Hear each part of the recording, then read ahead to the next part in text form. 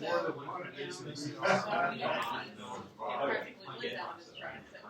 only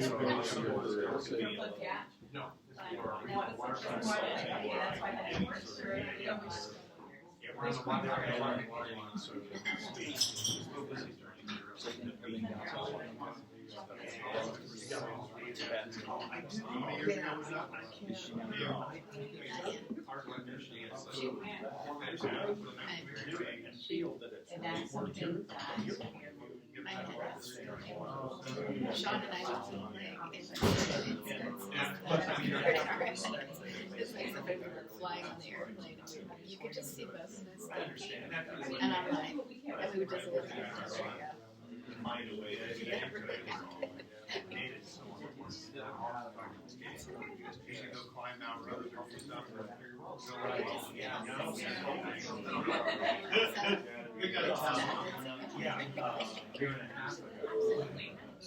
I counted.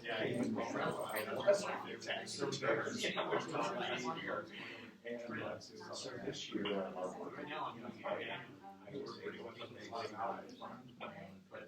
it was good. He enjoyed what he did. Got that hand.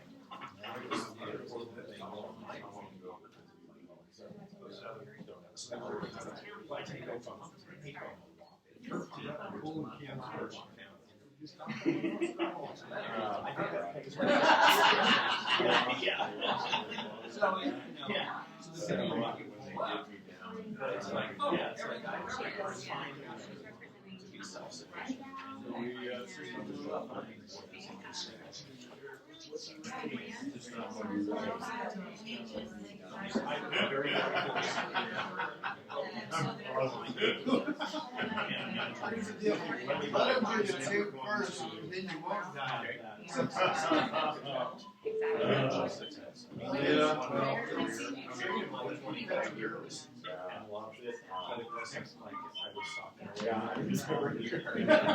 Quit out. I'm out. He's out. So I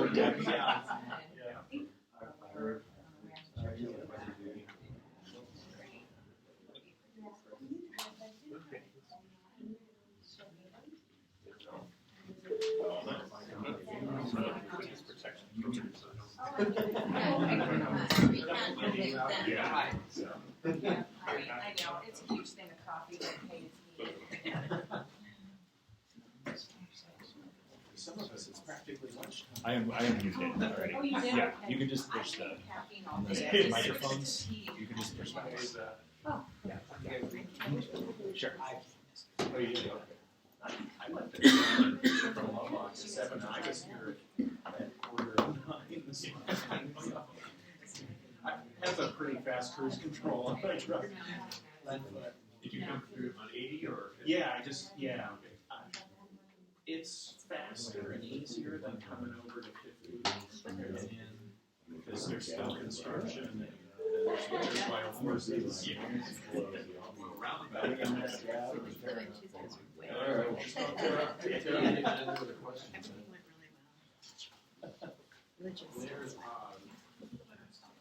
Morning, everybody.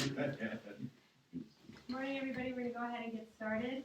Welcome to NACO. Welcome to this workshop on how and why to create a county water resources plan. I'm Diane Stapleton. I'm the Executive Director here at NACO. And we want to let everybody know that this workshop is sponsored by NACO's Committee of the Emeritus. That's a group of former county commissioners who advise and help the NACO board. The committee was formed with the goal of preserving institutional knowledge and expertise of county commissioners who are no longer in office, but who possess invaluable knowledge about county government.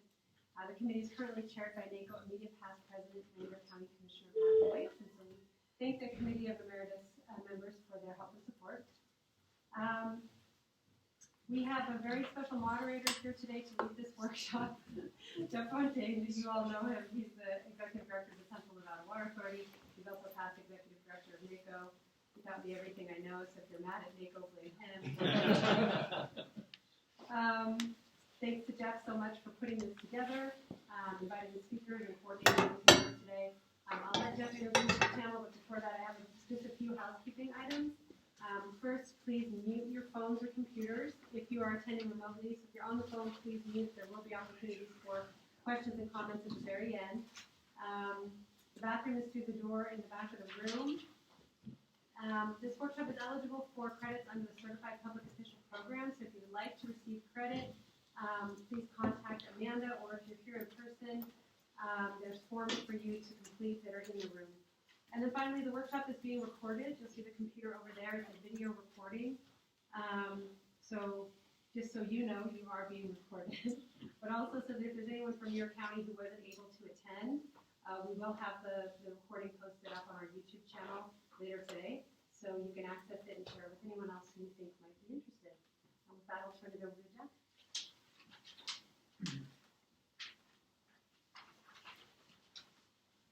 Okay, well, thank you, Dagny, for that introduction and the kind words. So good morning. So I want to thank NACO and the NACO Emeritus Committee for inviting us to participate in this workshop on how to and why to write a county water resources plan. And I want to thank all of you who take the time out of your day this morning to attend. So we all know Nevada has a finite water supply for its communities, ecosystems, and therefore it's really incumbent upon local governments to base land use plans on sustainable water resources. And now, as a result of Senate Bill 150, which was passed in the 2019 legislative session, it's really a mandate for all cities and counties to develop and maintain a water resources plan. So the workshop this morning will follow a format similar to one that we used for a session on water planning that was held at the Nevada Water Resources Association's Fall Symposium in Reno last September. Today's session will include a presentation on population projections in Nevada, followed by a brief overview of Senate Bill 150, and then also just a quick highlight of Assembly Bill 163, which was also passed this session, and that revised requirements related to water conservation plans. And then we're going to have a panel discussion. There'll be a brief overview of each participant's or panelist's water resource plan, or what they're doing to go about and develop a water resource plan. And then also explore through a series of questions and responses what it takes to put together a good water resource plan and how various communities are approaching water planning for their future. I am extremely pleased to be joined by a really great group of experts with whom I have the pleasure of working and who have all agreed to provide you valuable information and share their experiences in water planning with us. I'm sure that many, if not all of you already know them, but I'm going to go ahead and introduce our presenters and panel for the workshop. First is Jeff Hardcastle. Jeff is the Nevada State demographer. He's been the demographer for how many years? 20 years. Jeff's work is really important and it's relied upon by so many state and local agencies, and now is really something that's going to be used for you as an important element in your water plan. So thank you, Jeff, for joining us. Our panelists, from, I guess, left to right, will be Ron McDougall. Rob is a commissioner in Pershing County. He's also a member of the Central Nevada Regional Water Authority Board of Directors and Humboldt River Basin Water Authority Board of Directors. And as a county commissioner, I know that he wears many hats in his community. Next is Bunny Bishop. Bunny is the newly appointed Chief of Water Planning for the Nevada Division of Water Resources. And I'm pleased to say, and I know Bunny will bring this up, I assume she would, is that division got a substantial boost in funding and staffing in this last legislative session. That's really important for what we're talking about today. Prior to being appointed the Chief of Water Planning, Bunny was the State Floodplain Manager of the Division of Water Resources. Let's see, next is Oz Wickman. Oz is the General Manager of the Nye County Water District. He has an incredible knowledge of not only water planning, but also construction operations. And when I need a common sense approach and a practical solution to a complex water issue, I call Oz for help. And I have to say this, Oz. I don't want to embarrass you, but I was going through your bio this morning just to Google your bio to see if I could come up with some things to include. I discovered this, that you and your wife, Nye County Commissioner Lorinda Wickman, were named as King and Queen of the 49th Annual Jim Butler Days in 2020. We were. Congratulations. We were desperate. I don't know. To Oz's right is Jake Tibbetts. You know Jake, he's the Natural Resources Manager for Eureka County Department of Natural Resources. He also wears many hats, has held and currently holds statewide leadership positions, including past president of the SLUPAC. He's also a Nevada representative to the Association of Public Land Grant Universities Council for Agriculture, Research, Agriculture, and Teaching, which is better known as CARROT. And I finally figured out what that acronym means today. And then last but not least is Ed James. Ed is the general manager of the Carson Water Sub-Conservancy District. He's been doing that since 1998. And I talk with Ed all the time, consult with him, get some great ideas. They're doing a lot of really innovative programs and projects in Carson River watershed. So again, thank you, Jeff, Rob, Jake, Bonnie, and Ed for being here and agreeing to share information about water planning with us this morning. With that, I believe we are going to have Mr. Hardcastle. Jeff?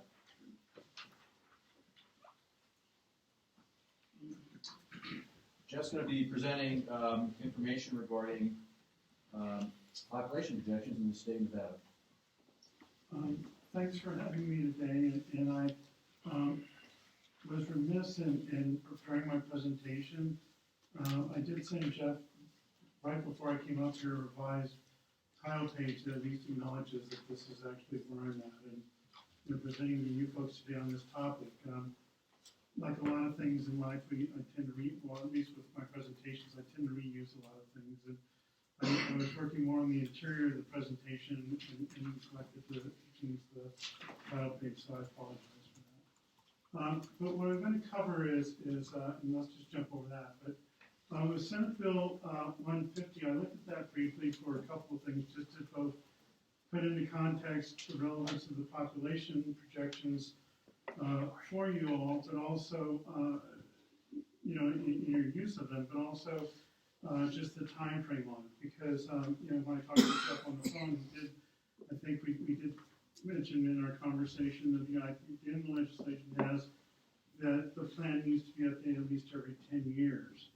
And I think that time frame I wanted to highlight just because that the population projections, I'll get into that a little bit more detail in a moment, are done on an annual basis. So it does provide an ongoing annual tool for you to look at potentially as you look at potentially revising your plans, either on that 10-year basis or a more frequent basis.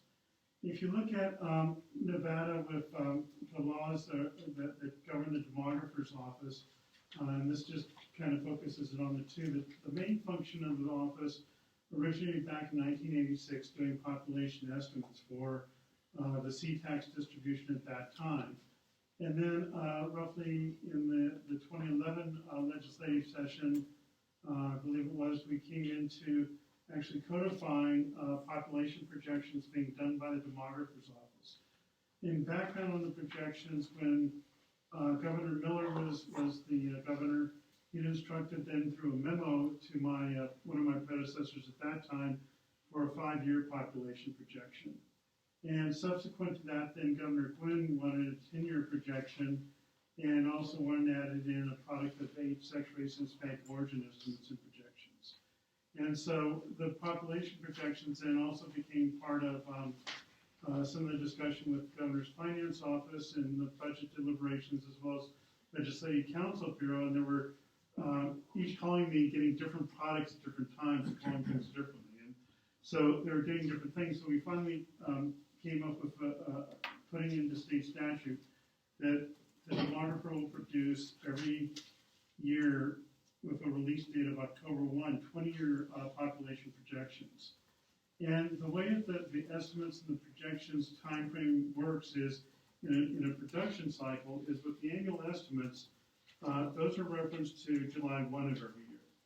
But the thing is that some of the data that goes into those estimates, like the housing counts from the assessors, School enrollment, that information, school enrollment, for instance, is of September of each year. So even though they're nominally as of July 1, they don't get really finalized, and both governments have an appeal process. They can follow up on that. So they really don't get finalized until sometime after December or January of the following year.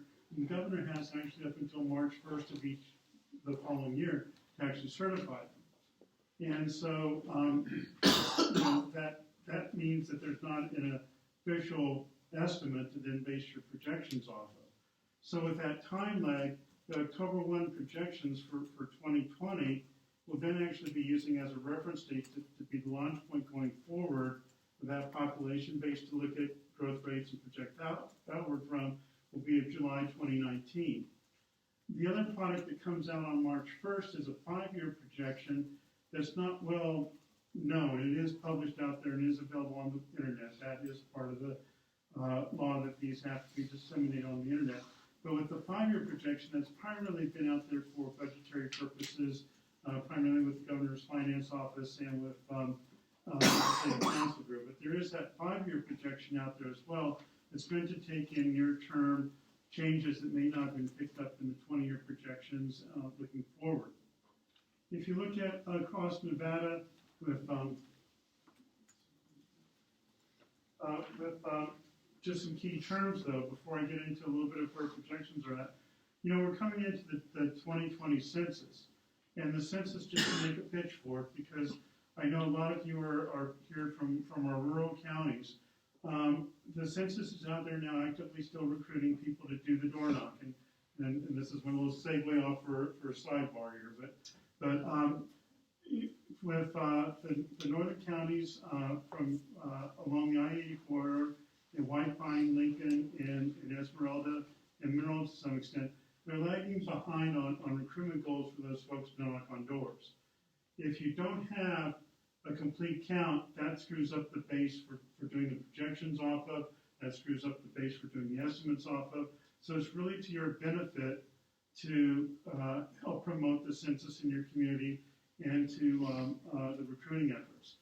The state does have a complete count committee, and they do have now field staff out there trying to help organize and promote the census. We'll be doing some other promotional efforts between now and then. I should be able to see it. It's so dirty. Excuse me, if you're on the phone, if you're on the phone, can you mute your phone, please?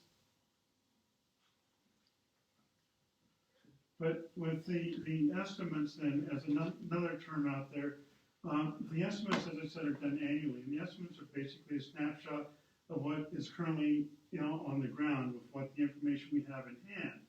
But once the census is released in 2020, late 2020, at the end of this calendar year for state totals, and then more information comes out, then demographers like myself and other states in the Census Bureau start looking backwards to see what we got right and what we got wrong. That produces what's called an intercensal estimate. And so that revision of that actually plays into when you're thinking about population projections as a baseline of information that can go into those population projections. Because with the estimates, there's always the potential that you're either too high or too low, and the census is the best effort to really try to get a complete count of the population as a baseline of information. And so, for instance, with Nevada, with our locally produced estimates, we were within about 1.5% of the overall census estimate across the state. It did vary by county some, but not to many extremes beyond that, except for our smaller population centers. And then with projections, you're looking forward, given the information you have in hand, that time series and historical information, you're looking at trends and relationships amongst different things and looking at projections for population. If you look at it in terms of who are actually producing population projections in the state, and is the state of Nevada, through the demographers, producing them annually.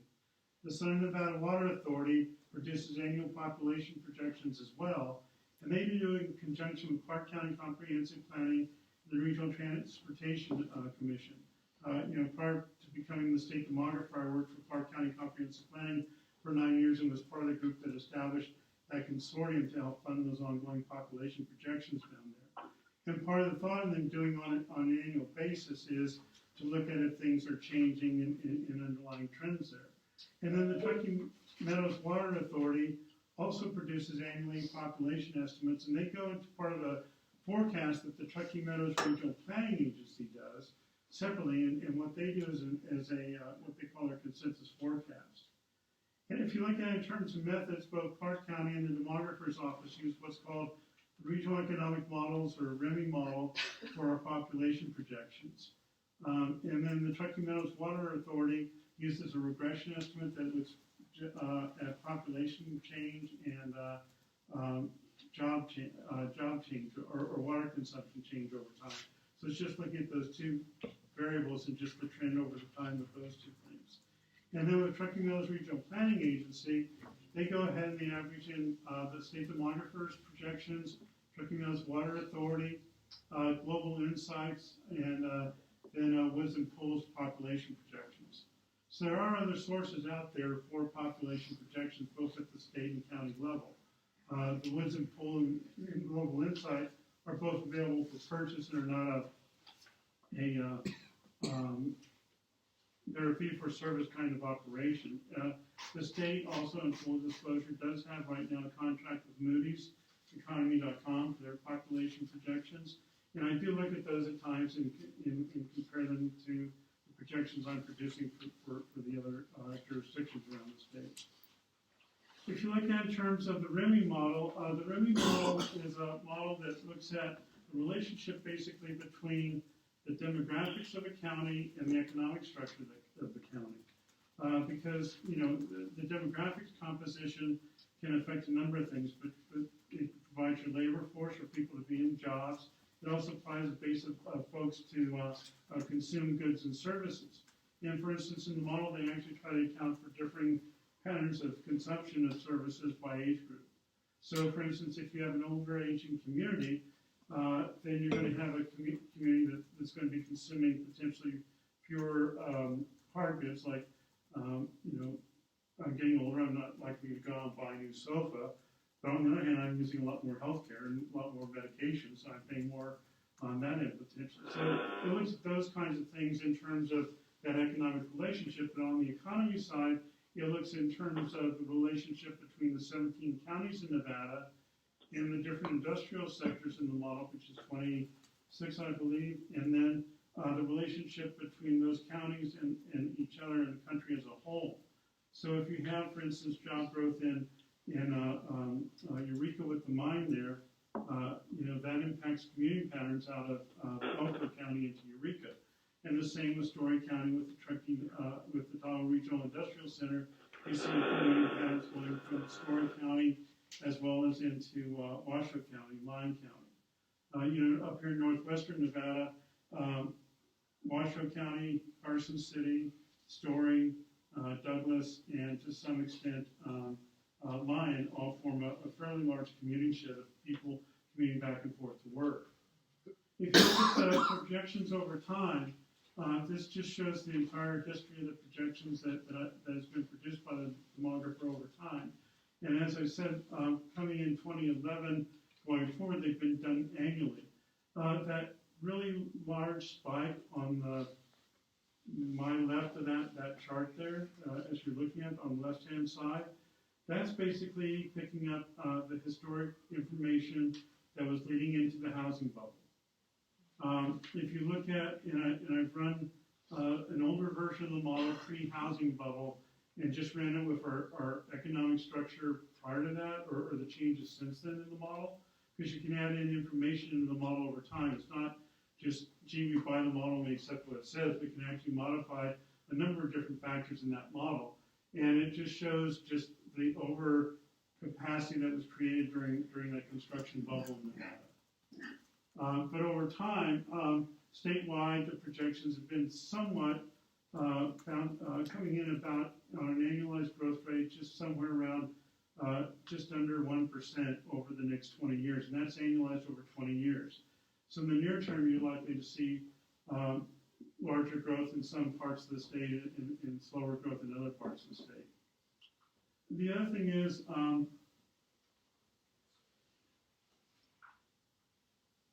just to look at in terms of the differences between the 2018 and 2019 model and assumptions, What I tried to add in was updated employment, and then also with Tesla and with Trick, looked at the employment out there, and at this time I was using their statutorily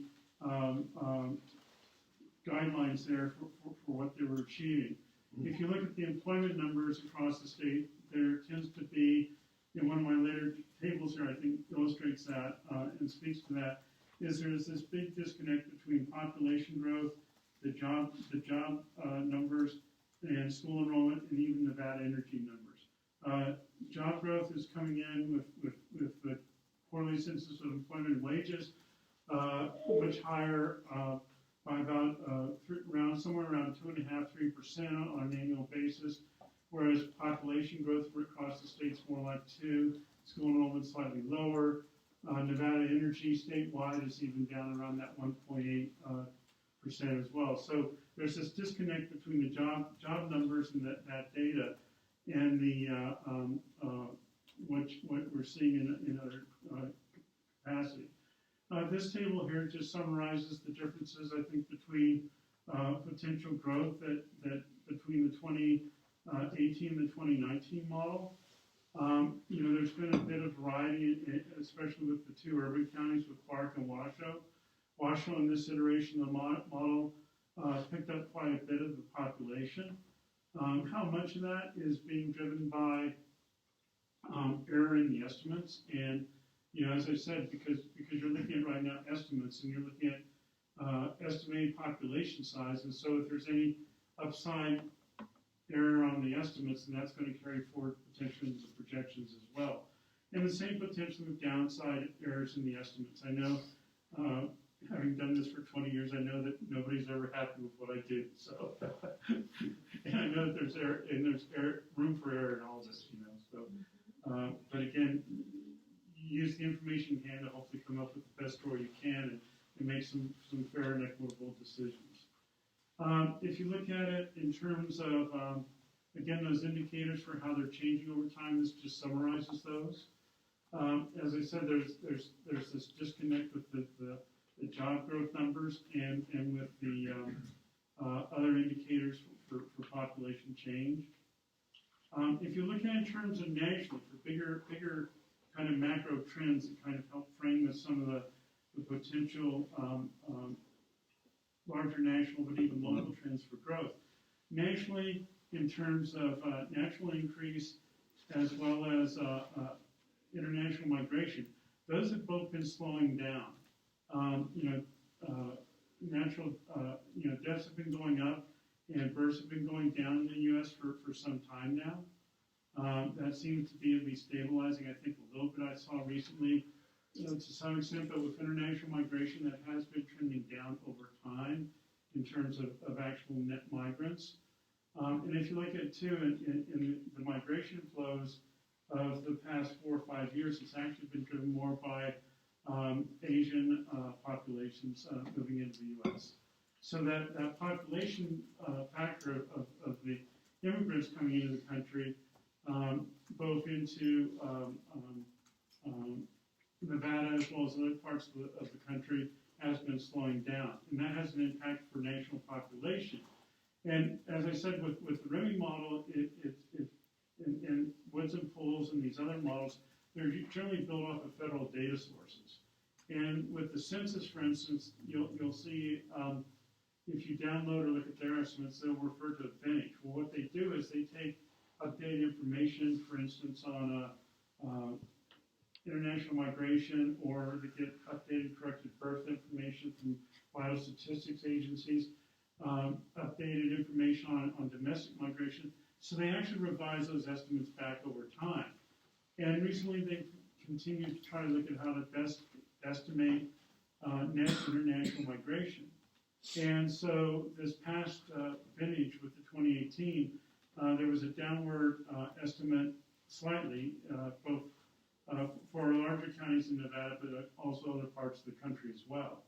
And that total population mix then becomes a migration pool for people potentially to migrate into Nevada to take jobs as jobs become available. So if you have a lower population nationally, there's going to be smaller pool for people to migrate into Nevada. I mean, does that make sense, or am I losing you on that? But in other words, so that national forecast can, and RIMI also uses the National Census Bureau forecast as their national part of that. So as that's gone down over time, for instance, if you just take Nevada's share of the national population and were to look at the change between their 2014 and their 2018 national projections, just that lowering the national population means that 20 years out, Nevada would expect to have 50,000 less persons growing in there. So in other words, we almost lose 50,000 just because that impacts the national forecast being lower. It doesn't mean that we're shrinking. It doesn't mean that we're losing population. It just means that we're growing less quickly and less rapidly. And to move forward, that chart actually I included in your handout that Jeff provided to you, and I'm glad he did, but it kind of illustrates that. The yellow is the difference. And again, that's the amount that we would potentially lose if Nevada's share of the national population stays at a constant share. And by lose, it's not that we're losing those people like they're going to suddenly disappear. It just means there's fewer people in the country to help build up our population, and that impact ratchets down into Nevada's impact. If you look at it in terms of population moving over time, if you look at this in the sense of total movers, fewer people are actually moving across interstate lines, and fewer people are moving in general. And that's been a trend going on since about the late 1990s, or about at least the late 1990s in some ways, but really picked up in the past 10 years or so. So again, that idea that if we're thinking of our population growing, and with the dramatic migration that we've always seen in the state, especially for the northern part and the southern part, that has a potential impact because people just aren't moving as frequently as they used to. And there's a lot of different reasons for that. Some people are locked into their houses, for instance. There's community ties. There's a number of reasons. People. There was an interview a couple years back with some folks that was in looking at this why people weren't moving. And part of it is people are going, why would I, from some small towns that they're interviewing, and people are saying, why would I want to move to a large city where I don't know anybody, where I know everybody here? So you have those kinds of relationships. And these two charts just show, again, that idea that fewer people are moving, but also fewer people are moving for job opportunities. And then this is just showing change in population by age group. The other part that's going on in Nevada, and this is true across rural Nevada and Clark County and Washoe County, is our population is aging very, very significantly in many ways. If you looked at, I looked at the other day for Washoe County because of a question somebody had emailed me about, and estimated that from 2013 to 2018 for Washoe, you saw for the population 55 and over, that increased by about 130,000, if I remember right off the top of my head. But only 40% of that, and 40 is a large chunk of people, admittedly, but 40% of that was migration. What we're having is people who migrated here have grown up in Nevada or migrated here at some point earlier in their career history, for instance, for job purposes, back when they were in their 20s or their 30s or even their 40s. Those people are now aging in place here. And so you're seeing people that moved here maybe 10, 15 years ago, they're still staying here and they're aging, and that's a large part of that aging population. It's not just the seniors, they're moving here to the Anthems and the Somersets and the age-restricted communities. It's also that we have people that have been aging here in place over time. And this just shows median age comparing 2000 to 2016. Nevada is moving closer to staying with the national median age. Clark and Elko tend to be the more younger counties for right now, but our rural counties, especially the smaller ones, The population, and reaching that population is really fairly, I think, significant out there, and it's part of the larger policy discussion. And, housing affordability, makes the headlines at both in Washoe and Nino. This map just shows that it's not just necessarily an urban issue in Nevada. It does extend to some of our other communities around the area. This is from a group that looks at wage rates and housing costs, and you'll see across the country, it really is a national issue across a number of jurisdictions, and it just varies in magnitude in a lot of ways. And this just is from that same report, but again, wages and housing costs just are at a great mismatch at this point. But that housing cost is something that will probably could be potentially a slowdown for migration for at least the urban counties.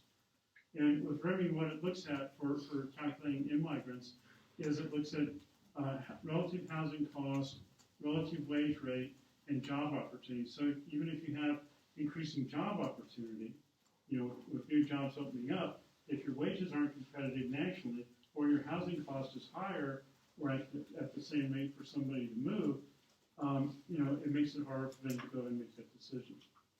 And with that, I'll conclude. But I'm glad to take any questions. Any questions for Jeff? Jeff, on the county's projections for 2018 and 2019, the slide, it showed an incredible jump for Lyon County. It looked like 1,100 to over 12,000. Yeah, I think that impact, I think, is a couple of things with Lyon. And Lyon's bounced around a little bit, but with Lyon, it is primarily, as best as I can tell, the impact that Pumpkin Hollow has had a little bit in the near term. That Pumpkin Hollow is now showing up in the actual history of the model. And so it's actually that history that's showing up. And it's also some of that commuting in and out of Trick at this point that's driving that. Thank you.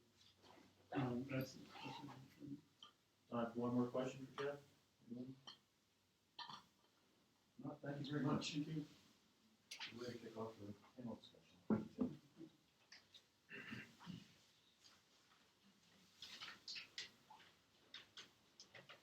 Okay, I just want to give a brief overview of Senate Bill 150, and that, of course, is the bill that mandates the counties and cities to do a water resources plan.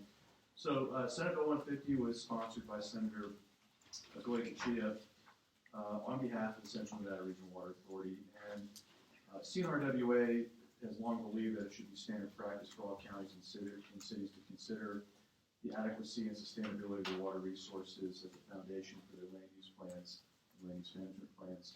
In 2007, before my time with CNRWA, my predecessor, Steve Bradhurst, and the board got the board to adopt a resolution recommending that every water basin in a CNRWA member county should have an adopted land use plan, which includes a water resource element, and that plan make apparent to the state engineer, urban counties and cities, and even water speculators the degree to which member counties require water for their future economic development, and that the continued protection and enhancement of the natural environment, critical for wildlife, recreation opportunities, and quality of life. These are all important things that need to be addressed and planned for with regard to water resources. We were very fortunate to have Senator Goy-Kachia sponsor the bill. He represents District 19, which covers a very large portion of our state and almost all of the CNRWA member counties. He was a planning commissioner in Eureka County and elected county commissioner in Eureka County for 16 years, and he's kind of the go-to guy in the legislature with regard to water issues, and so he really understands the importance and supported water planning. So SB 150 passed out of both the Assembly and the Senate on unanimous votes, and I have to tell you, we lobbied on that bill, and we met with legislators and quite we spoke to them about the bill, they were, I think, rather surprised that there wasn't already a requirement to make land use plans for sustainable water supply. So in some sense, it was probably one of the easiest bills that I've ever had to deal with in the legislature. So it was gratifying to see that level of support in the end. So in a nutshell, SB 150 is really intended to be a tool for local governments to guide sustainable development. And what's really important about, I think, SB 150 is it doesn't amend anything in the Nevada water law statutes. It amends Nevada Revised Chapter 278, which governs local planning and zoning.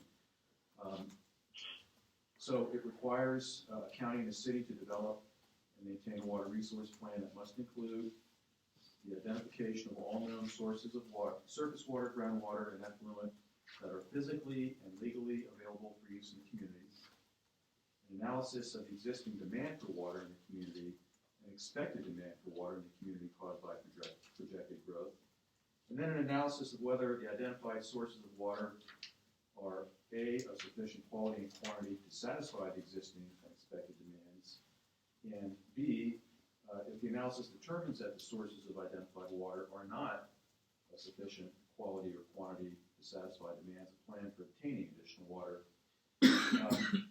Counties and cities all have 10 years to develop the initial plan and then do updates every 10 years.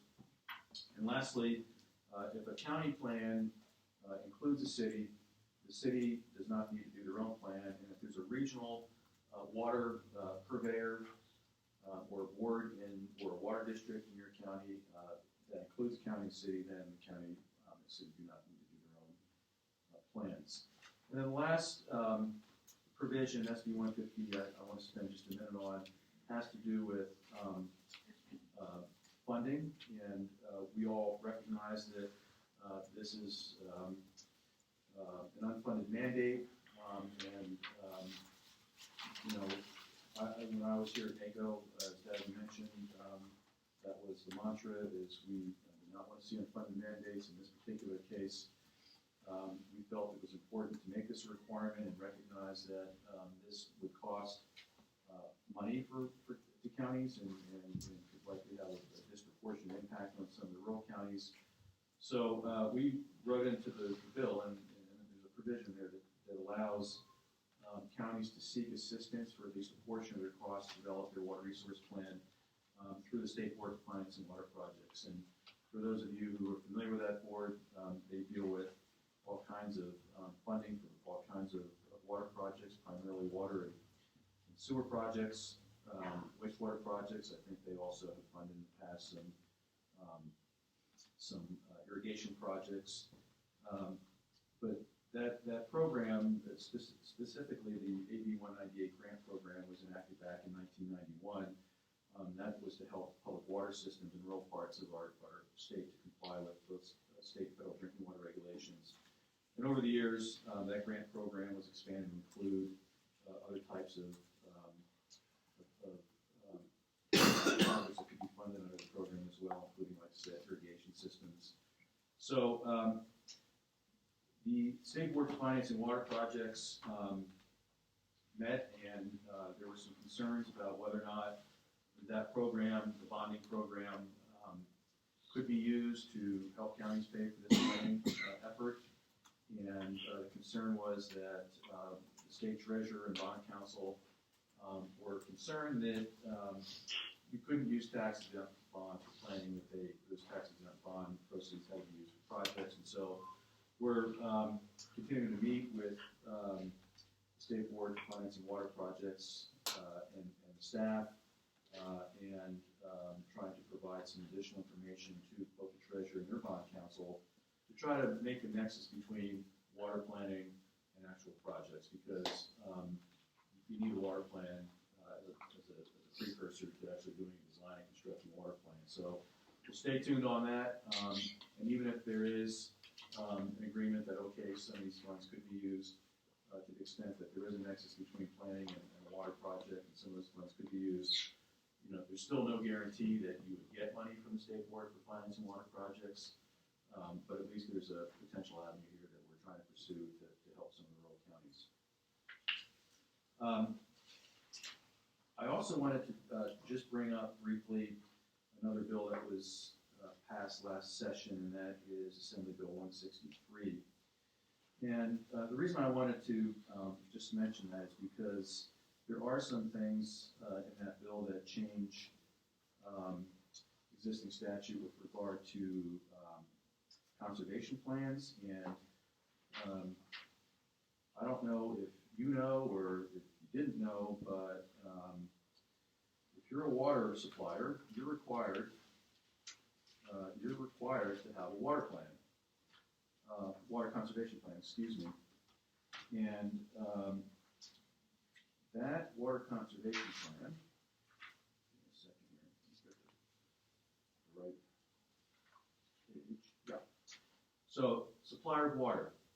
And I initially thought that supplier of water meant the public water system. Well, under Nevada Revised Statute 54121, supplier of water is any county, city, town, local improvement district, general improvement district, and water conservancy district, and any other public or private entity that supplies water for municipal, industrial, or domestic purposes. That's pretty broad. I was surprised to learn that definition was broad. And so you're required to have a water conservation plan. That plan must be made available for inspection by members of the public during your office hours at the offices of the supplier of water. And it's required to include a number of different things, including methods of public education to increase public awareness of the limited supply of water in the state, and the need to conserve water, encourage reduction in the size of lawns, and encourage the use of plants that are adapted to arid and semi-arid climates, and then specific conservation measures required to meet the needs of the service area.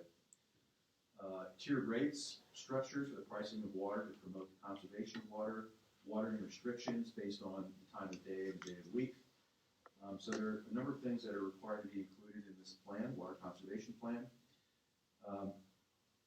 But specifically, with regard to AB 163, there are some additional requirements that will also need to be part of this plan. And for, I don't know if there are any systems here or communities that serve more than 3,300 persons, but if you do, you have to conduct a water loss audit in accordance with the methodology and software of the American Water Works Association for water loss auditing. And then if you are a water supplier that serves less than 3,300 persons, you must calculate the amount of water delivered by the supplier of water and the amount of water that was billed to customers, the supplier of water, for each year. So it's a fairly simple process for the smaller water suppliers. And then you have to report to, I guess, Bunny, now your division? Mm-hmm. So I'm talking about your program, and I'm probably messing this all up. But, so you're going to have to report to the Division of Water Resources Water Planning Group on your efforts and your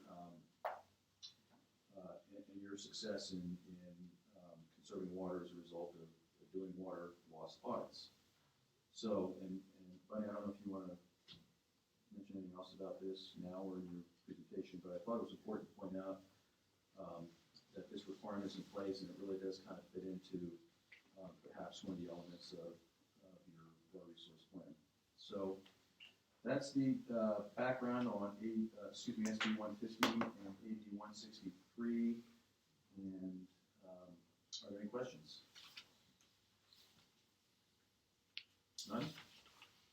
Okay.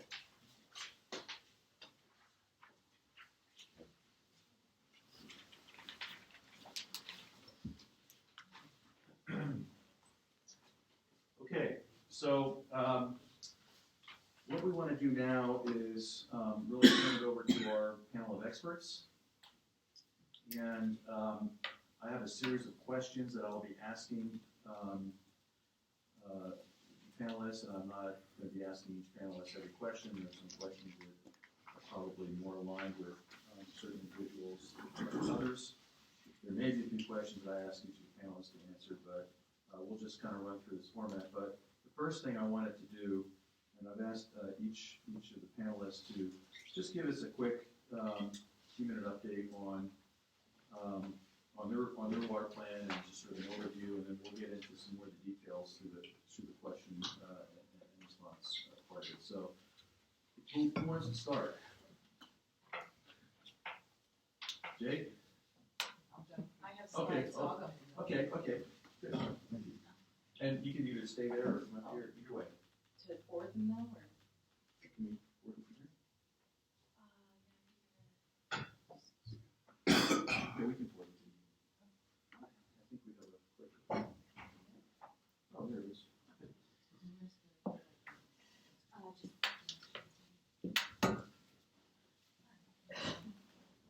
I'll stand. I like to stand and talk. So that's okay for everybody. So good morning. My name is Bunny Bishop, and I work for the Nevada Division of Water Resources. I am the new chief of the Water Planning and Drought Resiliency section, and I just want to start by thanking you all for inviting me here to talk with you today. I know that you requested we talk a little bit about water plans, but Nevada currently doesn't have a contemporary water plan. Seeing as how this section is so new, I thought that maybe you would like an overview of the water planning section and how we see things going forward. So I'm going to go ahead and start with that. Here's the goals of the water planning section. This is straight from the legislation, but overseeing the effective use and good use of the water in the state, and helping with the planning efforts for water resources, and assisting state, local governments, and all of its citizens in effective plans for water uses. Something that's very, very important in our arid Southwest. The water planning section basically has a scope of work that includes these various pieces. So water planning, conservation, drought, floodplain management, and then we'll have a component of outreach to the section as well. So to start with water planning is very important, as I said, because we do have a very arid Southwest climate here, and we are the driest state in the Southwest. And that being said, water planning is very important, but it's also important to include the conservation piece and the drought planning piece. I mean, they're all interconnected. You can't really talk about one without something of one of the others coming up. And I know that we've just had some pretty wet years, but it's only a matter of time before we start to go into drought again. Most likely. I don't have a crystal ball, but chances are pretty good that we'll have to deal with scarcity again. And so having those plans in place helps us to prepare ourselves and our citizenry for that when it happens again. And in our efforts to do water planning, I kind of see the division, or the section, filling these roles and capacities for the state and for our communities.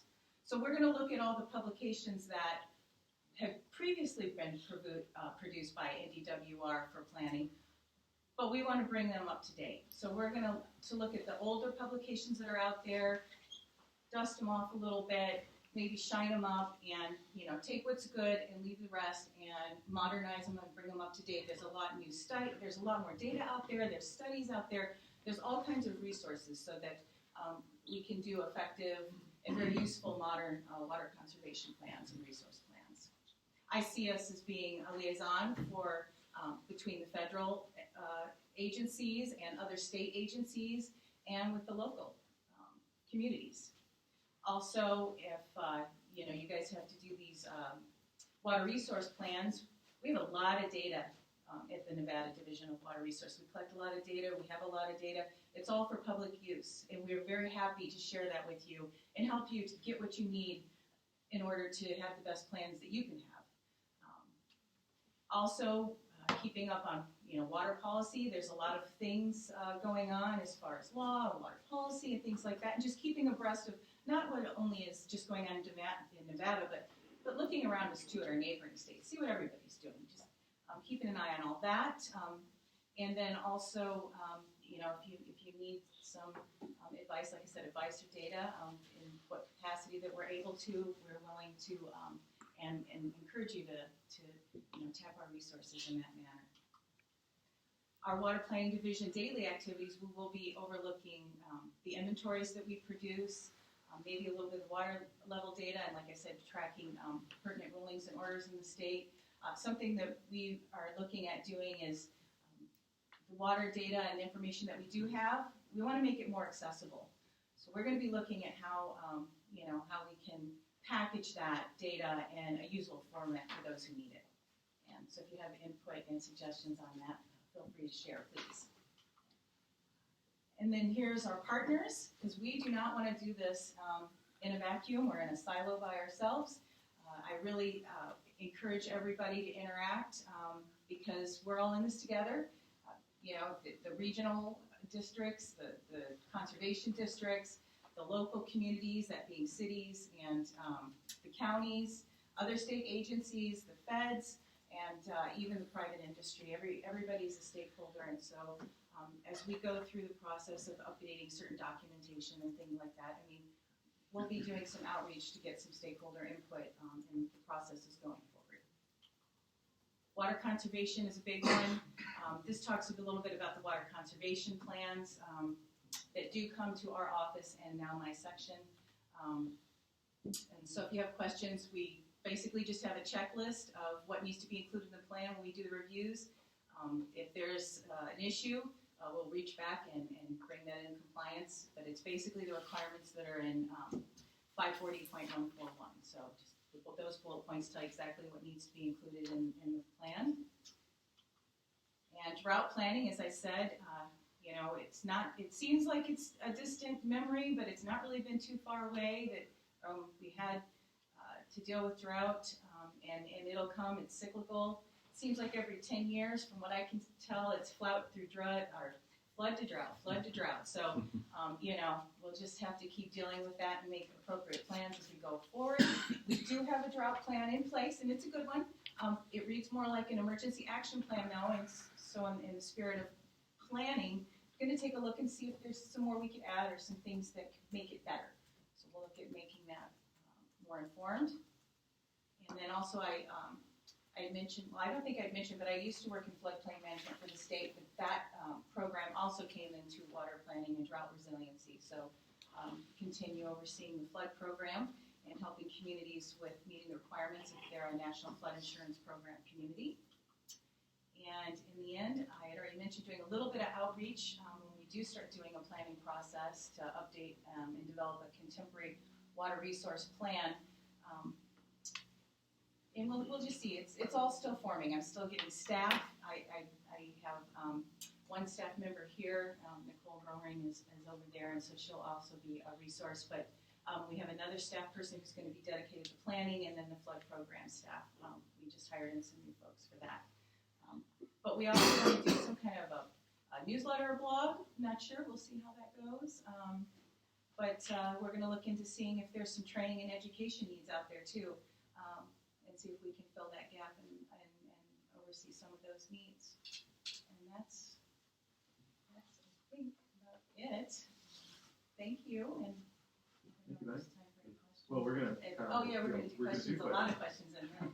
I have one comment. Sure. So they moved floodplain management over on your watch as well. Yes. It was typical, they double the work and but somehow the wages didn't follow, correct? Well, it's funny. It's funny. It's a management strategy. It's a management strategy. Well, no, I was the state floodplain manager, so actually I doubled my work. But we just got a new person, Aaron Warnock, and to be the state floodplain manager. So I will be happily handing the baton over to her. Try not to fire hose her with it, but hand her that responsibility and start giving her those tasks. But yeah, it is a lot. The floodplain program was a lot in itself, and we brought that with us. And that'll be part of it. So I'll have drought and flood. Why don't you say that? I'll have drought and flood. Drought and flood and planning. Flout? Flout. But yeah, that staff is going to be new too. It's going to be interesting and fun. I'm looking forward to it. Okay, thank you. Jake, you ready to go? Or? Sure. Okay. So again, Jake Tibbetts, I'm the Natural Resource Manager for Greeley County. Moving through so this is our water plan here. We ended up call it a water atlas of Eureka County. So, as Bunny mentioned, there's a tremendous amount of data that DWR has. You look at USGS, a lot of federal agencies, and a lot of local information. What we found in this process is that we had never consolidated that. It was always a reactive thing that we were looking at. So we had, a good idea of things that were going on. We had general, we always had a water conservation plan and a water plan for our municipal system specifically, but not just comprehensive for the county. So when we set out doing this process, we really wanted to go and look at all those dispersed data sets and pull that all together so it could be right at our fingertips all the time. So any action in any basin in our county, anything we're wanting to do, I can literally flip through here and pick every single hydrographic basin. That's how we've separated it out. So it's very useful to have this. You use it a lot. Planning and review of water rights applications and just helping formulate policy related to various projects on federal land. So we did learn a lot about it. But when we started into the process, we did hire a contractor to help do that, Dale Buganig, that some of you may know. And when we started into the process, we kept reminding ourselves of there's a quote that was used a few different times by Dwight Eisenhower, both when he was in the military as well as president.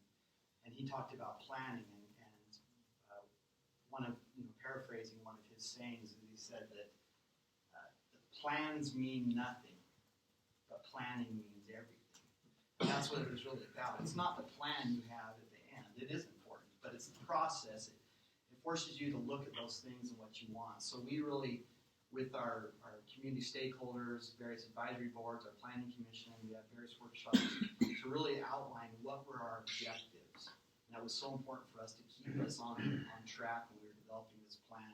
But what were our end objectives? We didn't want to put superfluous things in here that didn't really mean anything in the end. So we really tried to focus on what our objectives were. So we've outlined all that in there. But some of the main things we learned through this process is that, and we kind of knew it, but we've actually been able to quantify it and really shine a light on what was going on. So if you look at groundwater resources in Eureka County and you add up, well, let me step back. There's what we did help determine through this process. There's 16 separate hydrographic basins in Eureka County.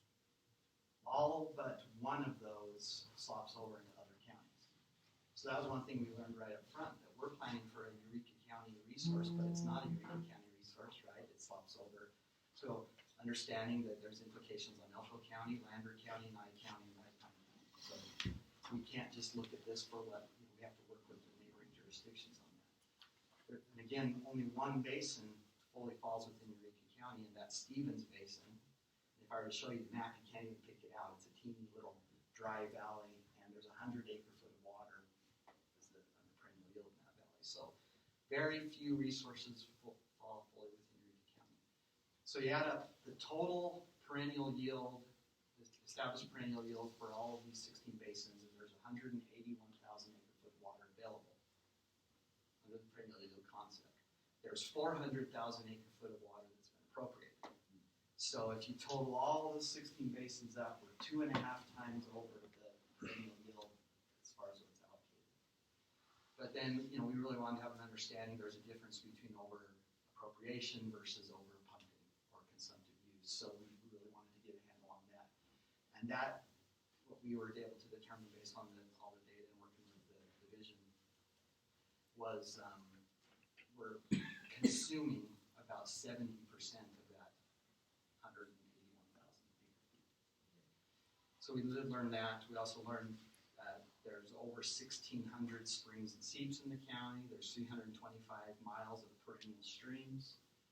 And the Humboldt River runs through Eureka County as well. The Palisade gauge that you often hear about on the flows of Palisade basically set the deliveries for the river. The Palisade gauge is in Eureka County. And so there's a lot of things in the county that happen there. So we did learn a lot in this process. I think it was indispensable to help us really have a good understanding of how we want to move forward. And it really gave our county commission and our planning commission a lot of food for thought on it. They want to have a better control over future growth and way water will be used, it outlined various alternatives for them to follow. So I can give you that more detail. Ed? Sure. Ed James with the Carson Water Conservancy District, and timing worked out really well. Last year we received a Bureau Reclamation Water Smart grant to look at water resources. Kind of the focus of their grant was to look at water marketing and other sustainabilities, which if you go around the West, and I've been reading a lot of what the states are doing on the West, a lot of innovative ideas of how to spread their water resources around. Hopefully we don't have to get that creative. If what you're doing that, it means you're already behind the eight ball. I think in our watershed, we're in pretty good shape, but in the future, it may be something that the state may be able to utilize in some of their ideas. But in that grant, we are really looking at all the water resources in the entire watershed in Carson. There are 12 major water purveyors in the Carson watershed. Each of them have their own plans, so we are actually not duplicating what they are already doing. We're gathering their data to see how the cumulative impact of all those entities working together, plus agriculture and the environmental needs, are tying into the water picture. We also have the advantage that the USGS has done a lot of modeling for us. There's a lot of good work out there, a lot of good data. What we have to do is refine it, because the problem with the USGS, they're very good in science, but some of the things they proposed in their analysis was basically violating the Alpine Decree, which we don't want to do, or Nevada water law. And so we need to come back and kind of look at those and say, okay, how can we use these tools that fall within the framework? The thing that we look at is also the interaction between groundwater and surface water. Those are critical elements in our watershed because there's a lot of interaction going on. And then as we start going into it, you've got your hydrology and then you've got your administration of the water. And those two really have to be worked hand in hand, because you may say, oh, this has an impact here, but what does it really mean when you lay it into the administration of the watershed? So those are some of the things we're working at. The nice thing is a lot of this data we're going to be collecting, the counties could use for this SB 150. It's not going to be everything there, but it could be a set of data points and stuff that we can work on. And it gives me a chance to really get into the weeds of what's going on in the whole watershed, the impacts. And then from there, there's a lot of lists, and maybe we get a chance of items that I think that the water resource community and state engineering needs to work together. Some issues that I think that if hopefully have a chance I can go through that ones that we need to start addressing if we want to be sustainable in the future. Us? You're up. So there's a couple of things that I'd like to mention that Jake talked about and Ed as well. So Jake, this business about the basins that are shared with other counties. So Nye County has 44 hydrographic basins, and you know, we got the Nevada test site. We have Pahrump, notorious set of problems. And I think that that's really smart. But if you're going to sit down and you're going to have to start on one of these from scratch, you got to switch on and realize that you're not working in a cubicle with a bag over your head that has impact to the neighbors. So I'm going to pick on Rob. So Rob, what physical and material thing does the Lovelock Fray and Humboldt River Fray have to do with physically have to do with Nye County water resources? And by the way, for me to drive from my house in northern Nye County to Rob's house in Lovelock, it takes me about almost 6 hours. Right. So what physical thing does yours have to do with mine? Well, that's a tough question, Oz. I know that we do have within the Humboldt River Basin, general hydrographic basin, there's a little tiny portion of Nye County. So you are so sharp. I'm so proud of you. Perfect. So that watershed, that northern Nevada watershed, essentially everything in northern Nevada drains to the Humboldt River. So when Jason came out with the order that everybody's going to put fertilizers on their wells, It included the Reese River. I can sit on my porch in Smoky Valley and look over at Arc Dome, and that west side of the Arc Dome watershed reports to the 40-mile desert at Fallon and the Carson Sink. So you've got to, when you're looking at this material, you've got to switch on and realize that exactly the point that you made. I'm really tickled to hear you say that. I have brought 3 paper copies for those still paper to addicted people like me that there might be, or anybody. Our water resources plan can be found online on the Nye County Water District website. And I'm not going to talk a lot about what's in it, but I do have just a few basic comments. Avoid $5 words unless you don't want the public to read it. I was more than 50 years old by the time that I read Moby Dick. And I wanted to go back and find Brother Herman and slap him for taking this riveting, useful, probably the most interesting book that I've ever read in my life, and ensure that I had to have Webster's Dictionary to get through that book. It made me pretty angry with Brother Herman. What a great story. I think that should be rewritten in plain English, and I think that it would be an amazing bestseller. I truly believe that. So stay away from $5 words to some level. Avoid the acronyms. When the public is reading these documents, and so I've had to write reports, and I got big into acronyms because it takes me forever to write something. It's just painful. It's painful for me to condense everything down to where everything in a report means, every word in a sentence means something. And that takes a great deal of time. And you'll notice, Jake, I'm really proud of myself. Nye County is by far the largest county in Nevada. This is mostly pictures. And we take up 44 hydrographic basins. And so I managed the water resources plan update. We had a contractor do that. She's a great lady, Mary Ellen Gimpoli. But boy, we went around and around and around. You need to make this useful. And I lost some battles and I won some battles. But what I'm trying to get across is if you want the people to use this thing, if you want your elected officials to understand it, we all come from this wondrous variety of backgrounds in education. You want brilliance is to be able to take a complicated subject and write it to where a 9-year-old child can understand it. That's brilliance in my book, right? Your references. The first thing, the smart thing that you could do is zip yourself to Bunny. And if you are angry at DWR for some issue, or you're in court with DWR for some issue, and you don't go and work with the staff at the Division of Water Resources when you're working on this material, you're an idiot. It's just the way it is. They regulate water in the state. And you cannot imagine how many times that I have run across elected officials that were upset with DWR and wouldn't pick up the phone and continue to work with them. I disagree with my wife about something most days.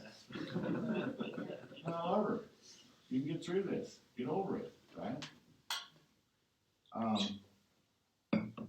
For those of you, it's probably unlikely that any elected official will actually sit down and write a water resources plan yourself.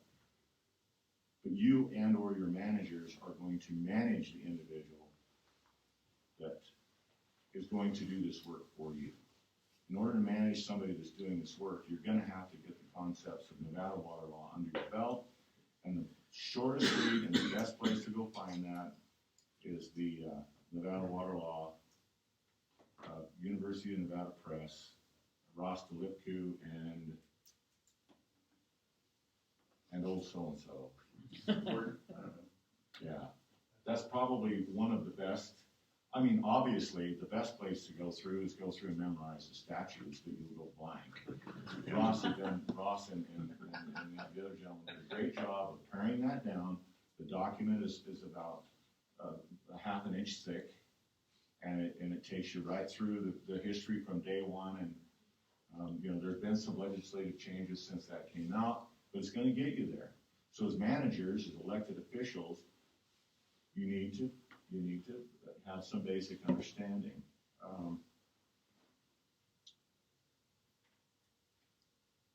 Jeff left. Jeff's still here.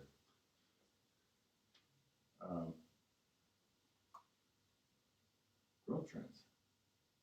So when I went back through and I looked at the first water planning document, the first water resources plan that was done, both the state remodeler's office and the individual that wrote the first plan missed the Nye County population's projection by a large margin.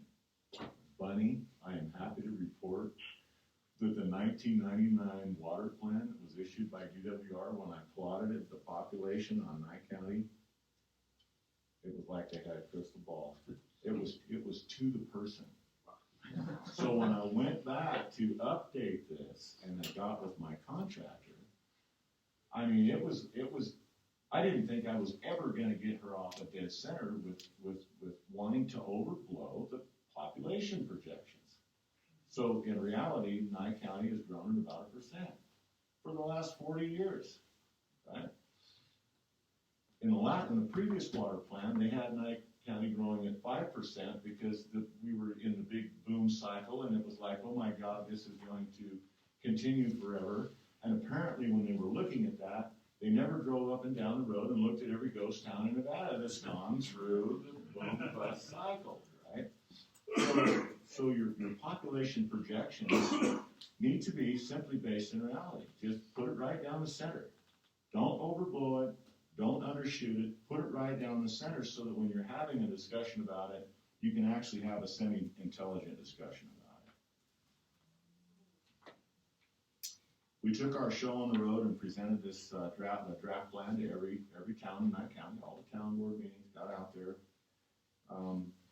The other item that I've run across over the years, it's really easy to, my favorite thing is you're going to go in a corner, you're going to sit in a cubicle with a bag over your head and think great thoughts. If you're going to do a water plan, you need to get out there and mix it up with what's really going on. That starts with your public works department. That starts with your licensed water operators. That starts with your irrigators. And that starts with the people that are actually moving water around in your county. And if you're not talking to those individuals, you are in a cubicle with a bag over your head. Because what you think is going on is not what's going on out there in Nevada. It's just not. Wildly different. This document, probably in today's costs for Nye County, our next budgetary whack at this we'll have to do about $120,000 budget. And it'll probably, when we go to update this, it'll take 6 to 8 months to do a proper job.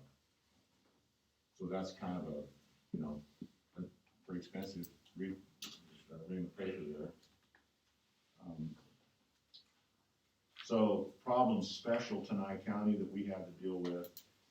We've got the Nevada test site, we've got some substantial mining interests, ag, a couple of substantial solar projects, and of course we have Trump. Enough said about that. Nye County is 98% federally managed lands, 2% deeded lands.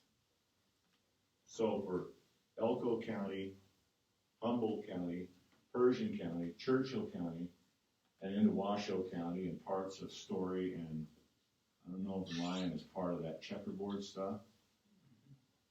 And when you were passing this legislation, I was thinking, oh my God, what's Rob going to be doing? I mean, there's no way we're ever going to get enough water resources to do constructive things with most of that checkerboard land. You're going to run out. before a fraction of that is able to be developed. That's a huge problem for you folks, right? Much, much less of a problem for us in Nye County. Everybody has their hills to climb. And I think that's it for us. Anyway, if somebody wants a paper copy of ours, I'm happy to leave. I've got 3 with me. Leave them behind, and that's what I have this morning. Rob, it's your turn, and you get to ask what the question is. So proud of you. So I'm Rob McDougall, Commissioner with Pershing County. I'm the luckiest guy at this person, because I get to go last and jump off of a few things that have already been talked about. First of all, this is Pershing County.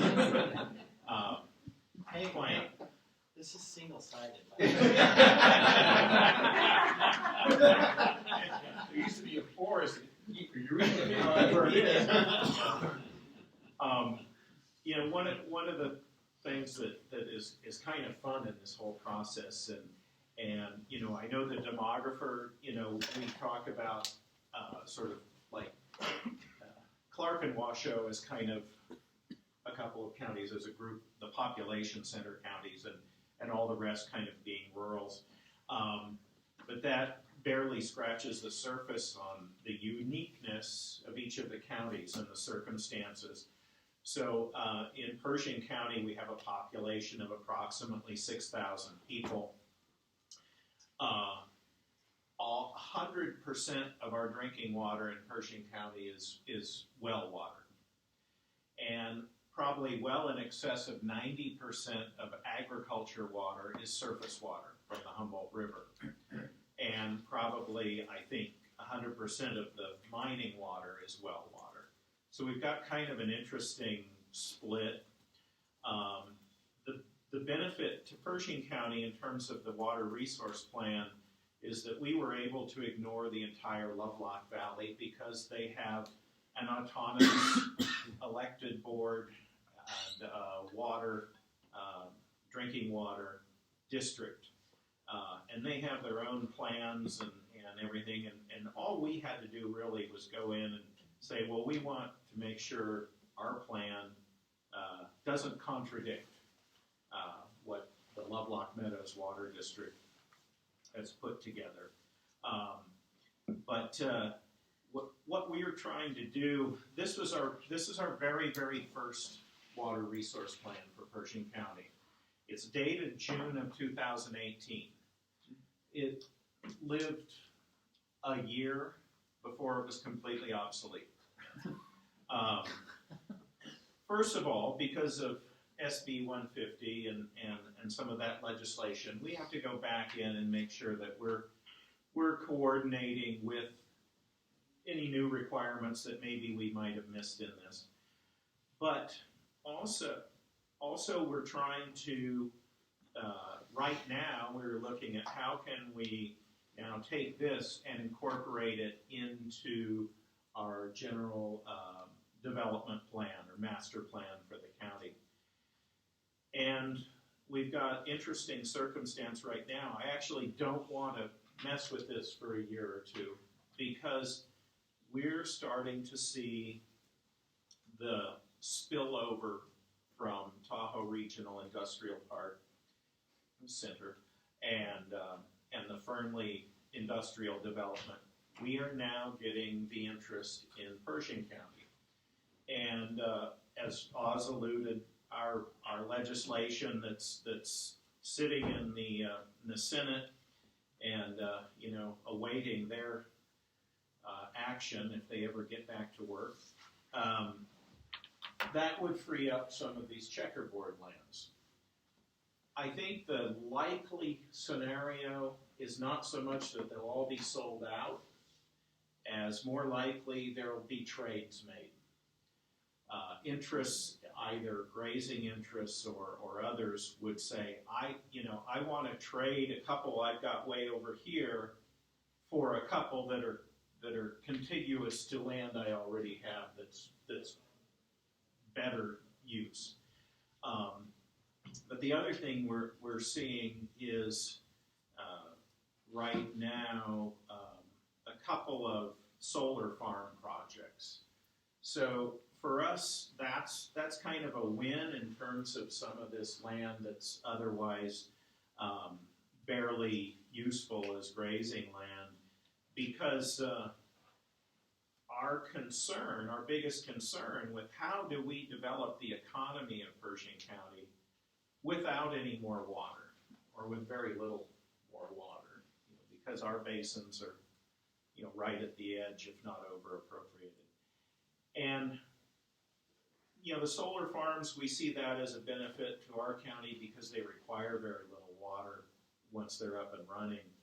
And so it's a back and forth process. So the master plan has to really go back and look at how do we plan for and encourage very sensible water use industry, and then how do we adjust the water resource plan, incorporate the two going forward. So that's kind of where we are right at this point, is trying to actually, because of the cost of redoing or incorporating the water resource plan into our master plan, we're looking at somewhere of $15,000 to $30,000. So automatically we said, well, that's going to be next year's budget cycle because we don't have the money available. In a commission meeting the other day, we were trying to find a couple $1,000s for an essential purchase on some tech equipment. And it was like, God, where are we going to find that?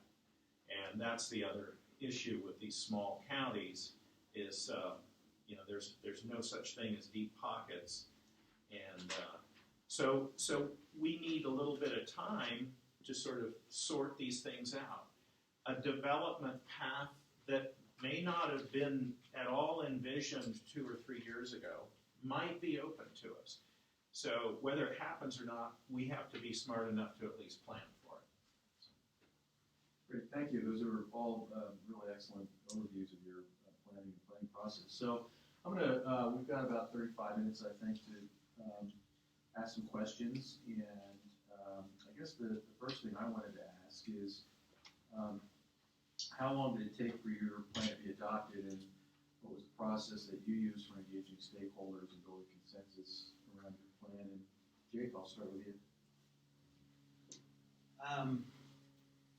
So, as I mentioned, we did bring in a contractor to help, but Dale Buganig, it wasn't his under his contract, this is what he was doing. So start to finish, it was about 2 years to put all this together. But again, there was a lot of other things. Talking about the lawsuits with DWR, that's taken up a lot of our time, especially. But no, Dale was helping on a lot of other things, so it was kind of fits and starts. But we did learn in this process that civic engagement is really tough. Trying hard to get people, so if you can, maybe we should have sent notices out saying that we were going to limit their domestic wells to 2 acre feet. And we would have packed the room. But we tried, we did a lot of things to really try to get the public interest in this, and it's tough. I think that is a lesson that we learned, that it's the people that are most directly affected by this stuff. It's sometimes hard to get involved. So we tried various plans of attack to do that. From our county commissioners put out a quarterly newsletter, goes to all box holders, lots of public meetings and postcards sent out to try to get people there. But I think a good thing we do have in Eureka County is we have a lot of various advisory boards that are very active. So we have a Natural Resource Advisory Commission that's made up of a cross-section of citizens, a couple ranchers, a couple farmers, a couple miners, wildlife interest, a business owner, recreation. So we would vet a lot of the plan through those specific boards. Those are open meeting law boards, so there was always an open process. Our planning commission, just our conservation districts. So we tried to use a lot of those formal ways. I'm trying to remember. That's pretty much all you'd ask, right? So yeah, when we did go out, we did have a couple people from the public that provided provided written comment on the plan. And we were kind of surprised by that, because we did put it out there and allow that, and that's one of the appendices of our plan is addressing those comments, and we did make some changes based on that, so. So, this will sound awful. We really did almost no public outreach.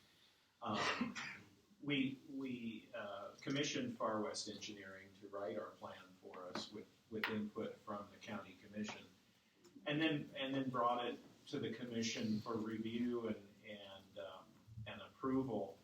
And I think in this particular instance, the plan is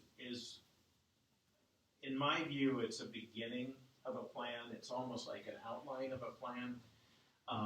And I think, again, that's where going forward, we need to get a lot more detail in and identifying the circumstances in each of our approximately 20 basins that we have. With a situation like Grass Valley, just south of Winnemucca proper, we'll let DWR do the heavy lifting on that over-appropriated basin, because in fact it spans 2 counties. And if there's ever going to be any changes in domestic wells, let them face the judge on that. But our water plan would be looking at, in the circumstance of individual domestic wells, is finding ways to encourage conservation and things like that. Because so much of the domestic, that constitutes the vast majority of domestic wells in the county. There are a lot of wells around the county, but most of them are supplemental to surface water, or they're stock water, or a few small agricultural entities with pivots, but not a huge amount. So. Oz, I've been to a couple of your meetings. Well, On your water plan, and I know you did a lot of outreach and got a lot of participation. So first of all, when I took over management of this update, we had the first cut. It was done in 2004. Okay? It was more than 10 years later, so the document was in many ways very outdated. But surprisingly, some of the stuff never changes, right? But I had done all of the water rights filings for all of Nye County, with the exception of that owned by the town of Nye, which Chris had been helping with down there. I had sat down and did what I called a basin health report for all 44 hydrographic basins that fall in whole or in part in Nye County. I had done physical work on water or wastewater systems in every town in Nye County. So when I sat down to manage this problem, we had a good deal of grounded information to dump into the report, and I think that we obviously saved a lot of money in that. You know who to call, you got their phone numbers on your speed dial. So there's a certain amount of grounding, and so when we took the water resources plan update on the road, it actually wasn't too painful. We did receive some comments back, but the amount of grounding that we had because of the work that I had done and the relationships that I'd built in the towns, it was really that portion of it, as far as the planning document, was really painless. Really painless. The prompt groundwater, do not confuse this with the prompt groundwater management plan. Now, at the time that we finished this, the prompt groundwater management plan was not completed. But Mary Ellen didn't have to go and reinvent the wheel for Basin 162 because we were in it. Right? So basically, it was really Meg and her staff, some outreach. I reviewed the plan page by page and had the debates with Meg. We put it out there with a draft, and we shipped it all over the county, and we buttoned it up and put it in a binder, and that was the end of it. So again, you're gonna save a lot of money if you just get out there and engage your licensed water operators and your public works directors and find the people that have actually been out there putting pipe in the ground and they're moving that water every day. You're gonna be way money ahead and you're gonna get a much better document at the end of the day. So the next question is, has your water resource plan been integrated into your local land use plan? Is it being utilized for planning and zoning? And so, for example, is it being used, I know it's used by the state engineers, the state engineer, when they look at subdivision parcel maps, but is it being used at the local level for that purpose as well? Has it been integrated into your land use plan? And Ed? Well, again, we're just starting our process here. It's a 2-year process, and you get into the outreach. We do a lot of outreach with these programs. We have 12 major water purveyors in 6 counties, and so getting the information from them and then, of course, back to the community is one of our key elements. We've met with all the water purveyors. I'm in the process of meeting with all of them. As we get forward, we are going to have outreach programs, and then what I try to do every 18 months or so is go to each of the water purveyors board meetings and give them an update of what's going on. So that's one way the community can be aware of it. Because we are not directly serving anyone, it is really the individual water purveyors that will still be on the hook for providing that. We just provide them a broader perspective because everyone does a good job in their own little world. But how does the bigger world affect what you're trying to do? That is one thing when you talk about the water planning or the land use planning, we will not have any involvement. However, we will hopefully provide the basis that each county, when they start coming with that land use, will actually have a really good picture of the water resources that they have, and then also the water resources that they may not have because of others around the watershed. And again, it gets into the surface groundwater interaction and other things in agriculture, climate change, all those little impacts that will have an impact on the ultimate water supply in the future. So we want to really get into that cooperation effort. So it really is an outreach, and it takes a lot of time and effort. But if you don't do it, as I think Oz and others have found out, it doesn't do you any good. You really have to get out there. You have to meet with them, and we've done early on. People are not going to come to you. You have to go to them, and that's what we spend a lot of our outreach program doing. Jake, what about you? Yeah, so we adopted this, basically the water resource plan element of our overall master plan under NRS 278. So it was adopted through full resolution of the county commission after going through the process. So, as I've mentioned before, that Eureka County, we're the second smallest in population behind Esmeralda, or in front of Esmeralda. And we have no incorporated areas, so just under the management of our county commissioner view for all the Crescent Valley, the town of Eureka, and all those areas, a couple of general improvement districts. Very limited land use regulation. So when you say pulling this in as far as so yes for planning, but when you get to the zoning part, our county has never taken that step to have the comprehensive, full-blown zoning. But with that being said, this has directed a lot of things from just a recent test well the county did looking for a more reliable municipal water source. Was a lot of that flowed from this plan. Our review of projects and water applications and our involvement on federal land management issues are flow from here. So a lot of those land use planning processes that other agencies do we inform our involvement through this plan. And then we've also moved forward with water dedication ordinance to ensure that people that are developing new parceling and that they have to bring water to do that. So again, that all is connected to us looking at this and how we're going to continue to have sustainable water in the future. Okay. How about Nye County? So the first version that Tom Bucco did in 2004 had a tremendous impact on the Prump Master Plan. So that's the only, we have in some of the smaller communities in Nye County, we have area plans and various things, but we just simply don't have the grinding water resource challenges that we do for the Basin 162. beyond Basin 162, unfortunately, I don't think that the document is reviewed very much. And it plays into what Ed was saying about if you're a water purveyor, you're locked into your little world, and there's not a hell of a lot of opportunity really for those guys to have time. They're only on call 24/7. Thank you very much. They don't have time to get out and shake it up, right?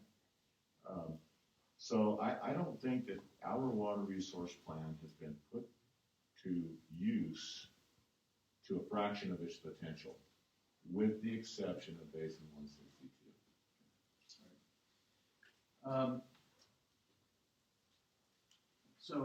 This question's for Bunny, and the question is, what role do you see Nevada Division of Water Resources having in the development of the county and city water resource plans, and how will your division coordinate with the development of the state's water plan and local plans? I think it's really important that, as you said, we're not sitting in a queue with a bag over our head working alone, like that description. We don't have review. We're not the authority that's going to be reviewing the plans. But that being said, we absolutely want to be involved because, well, one of the first tasks on my list of things to do is to review all the county or local water plans that were available. But I think looking at Eureka's, that might be a task I might delegate to someone else. No, We have Cliff Nelson just But really, I think that, making sure that as we're doing updates to develop and create a contemporary water resource plan for the state, we really need to look at the county plans and see what they have in there. I would really like to have us be involved in an advisory capacity, or at least just let us hang about and hear what you guys are planning and doing, and so we're aware of what the counties are doing, and we can roll that up to the state level and make something that works. Because if we have a plan at the state level, but it doesn't take into account anything that's going on with the communities, how effective will that be? Just a follow-up for Bunny, and that's from my point of view, what I'm hoping, and I'm sure will be the case, is that if we have a new subdivision proposal or something like that, I want to see it come over to your office and be looked at from the point of view of, is water available? What are your current statistics on perennial yield and appropriations in those basins? And I want to get your department's authoritative opinion before it comes back, and as a commissioner I vote, yeah, that's great, yeah, I want that new subdivision out there, with another 150 10-acre parcels that turn into junkyards or whatever. But it matters to me, for example, in basins like up at Grass Valley, there are still hundreds and hundreds of undeveloped lots. They're subdivided legally. Every single one of those can punch a 2-acre foot well into the ground if they got used. And there's not enough water up there now. And so, I think it's really important for us as a county, for any county, to be able to say, well, if anyone else wants to do something, we got to take a really hard look at this and find out what the proposed water use is and what the expected water supply is. And that's critical to us. Hey, Jeff.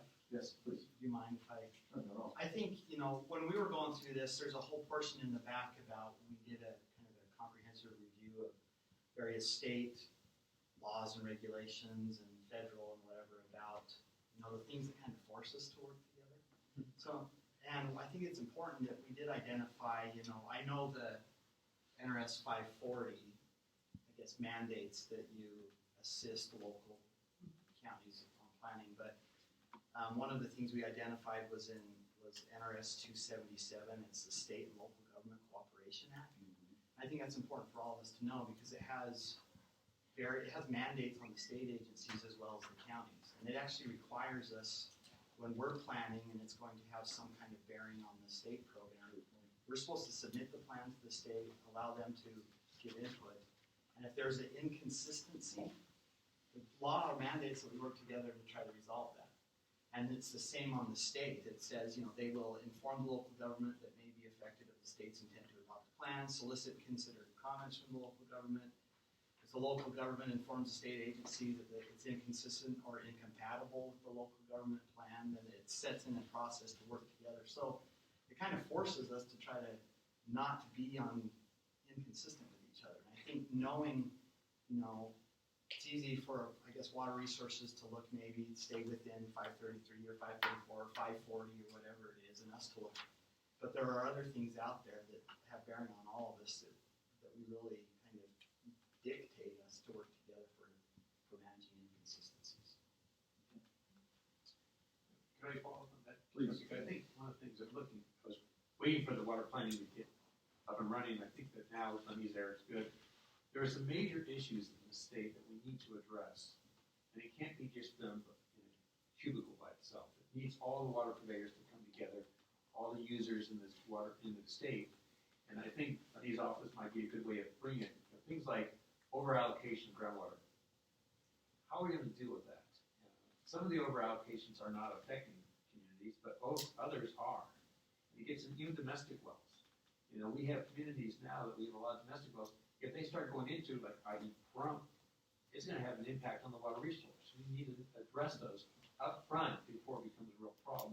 And it's not one solution. I just think it's going to take the cumulative effort of the water users and professionals to really start dealing with that issue.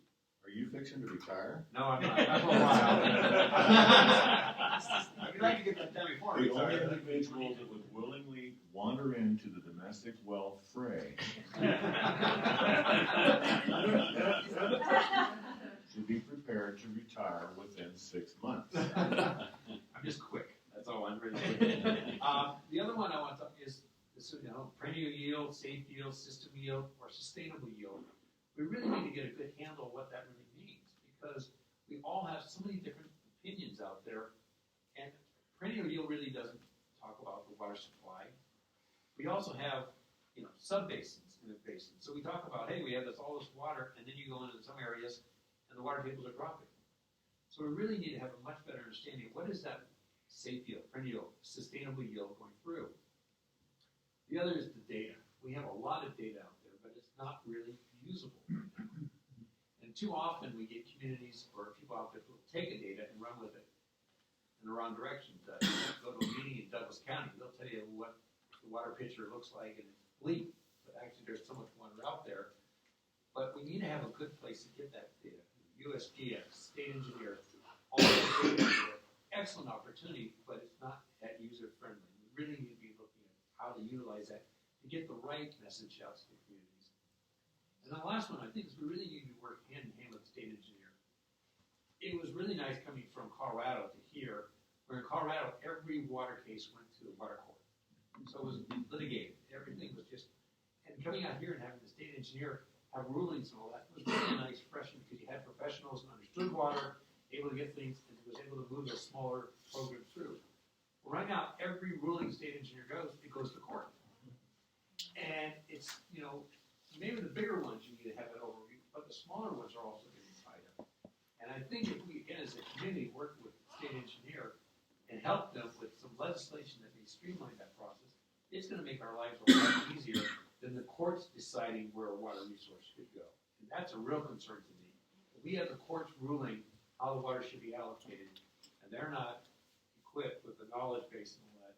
That's a real concern to me. And I think we need to bring it back to the professionals and the state engineer to really help us deal with these water resources.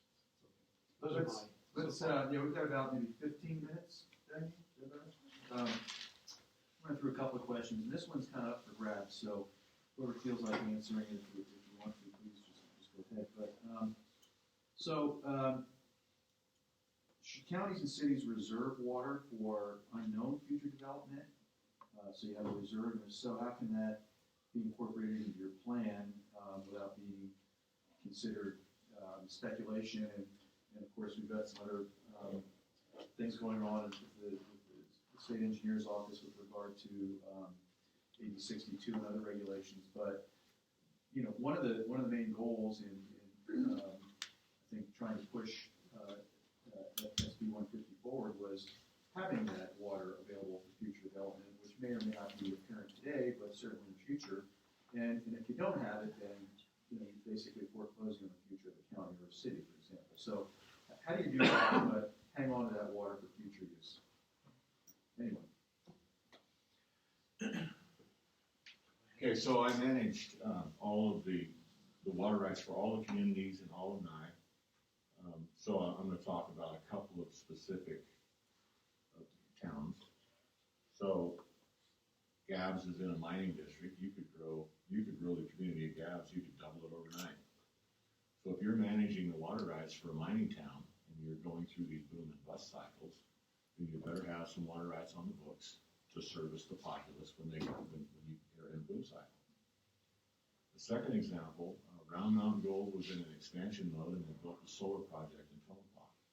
You could put a compass on a map and swing a 100-mile radius circle, and you could not find an RV spot in Central Nevada to park a trailer. Because we have these two huge expansions. So what do we do with that? I made sure that we filed a proof of beneficial use for the community of Manhattan because it was guts full. Right? Every possible place that you could shoehorn in a camper into was being serviced by that town water system. So there's a strategy that you need to switch on and employ, but we also have to remember that there's essentially a couple of different camps on the way that we manage our water resources. Nye County provides the water rights for Manhattan and Gabbs. We hold those, we do the filings, we manage them in mass, and we deliver them out of a totalizer to a well and charge a flat rate to each customer. That's one way. If you're a utility that's regulated by the PUC, and I want to develop a lot or I want to subdivide, I bring you the water rights and give them to the utility to hold in trust for those property owners. Well, if you're managing the utility in that way, which is really the best way, then those water rights are going to come to you as your community grows, requiring the water to come with the subdivision and to be held in trust. Right? Now, as we all know, the communities and municipalities there's a lot more forgiveness with extensions of time than there is for you as an individual. In other words, they will allow the municipality to run the extensions of time out pretty much endlessly. Right? You as an individual, they're going to hold you closer to, you know, the old purist approach to Nevada water law. So it's going to get more complicated as we grow more. And if I have my facts straight, the Truckee Meadow Water Authority manages the water rights spray much like Nye County does. In other words, they hold them in mass, they provide the water for somebody that comes to them with a subdivision map, and yeah, and things get really strange then. So if you're a utility and when the developer comes to you, you require him to bring the water with him, one acre foot at a time. It's a cleaner, more defined, better system than managing them in mass. Okay.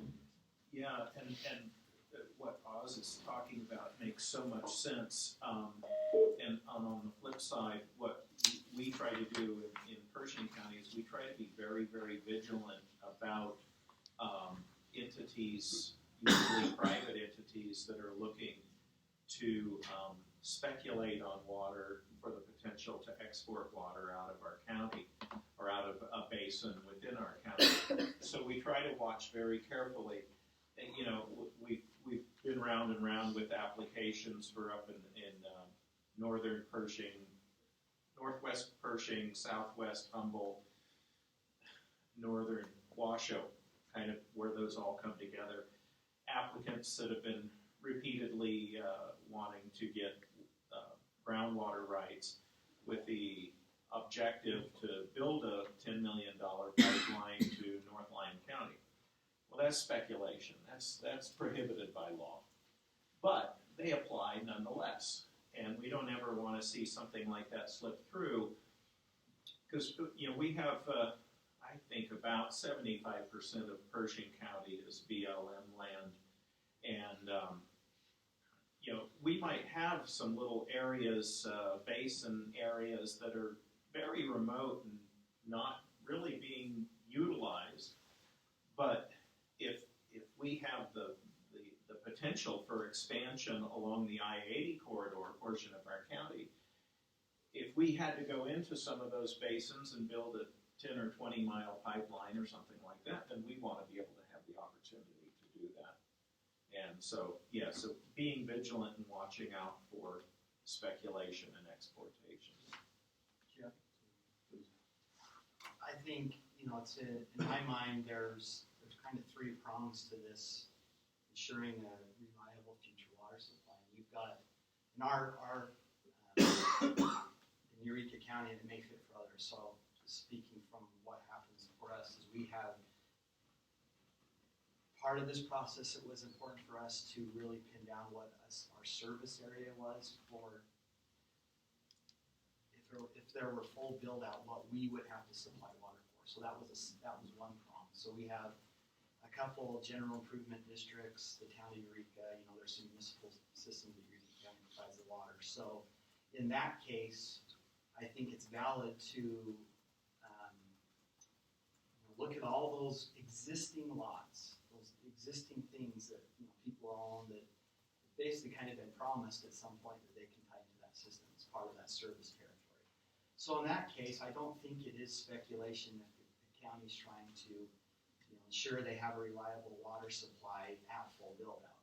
Knowing that there's uncertainty when that full build-out is, you can have a boom and bust or whatever else, but that's not speculative. You've defined your service area and you expect at some point, it's based on some reality on the ground. But then the second point is related to these general improvement districts that you look at, Douglas County, I think, has a huge amount of general improvement districts. They get strained. There becomes a point when some of these general improvement districts, there's a critical mass of people that end up living there, and the system's either going defunct or there's financing issues, and they make a demand upon the county to take them over. And that's exactly what happened in Eureka County. It was a private water system that went defunct. There was some nitrate issues with some septic systems, and the county ended up with millions of dollars having to take over a system. So that's something I think every community needs to be aware of is, there's a fine line between these private systems and general improvement districts. And at some point, a county or a local community may be on the hook for those. So you got to keep that in mind. The third one is then the new development. And I think it is a good model that development should pay for itself. And as far as the water too, bringing that water.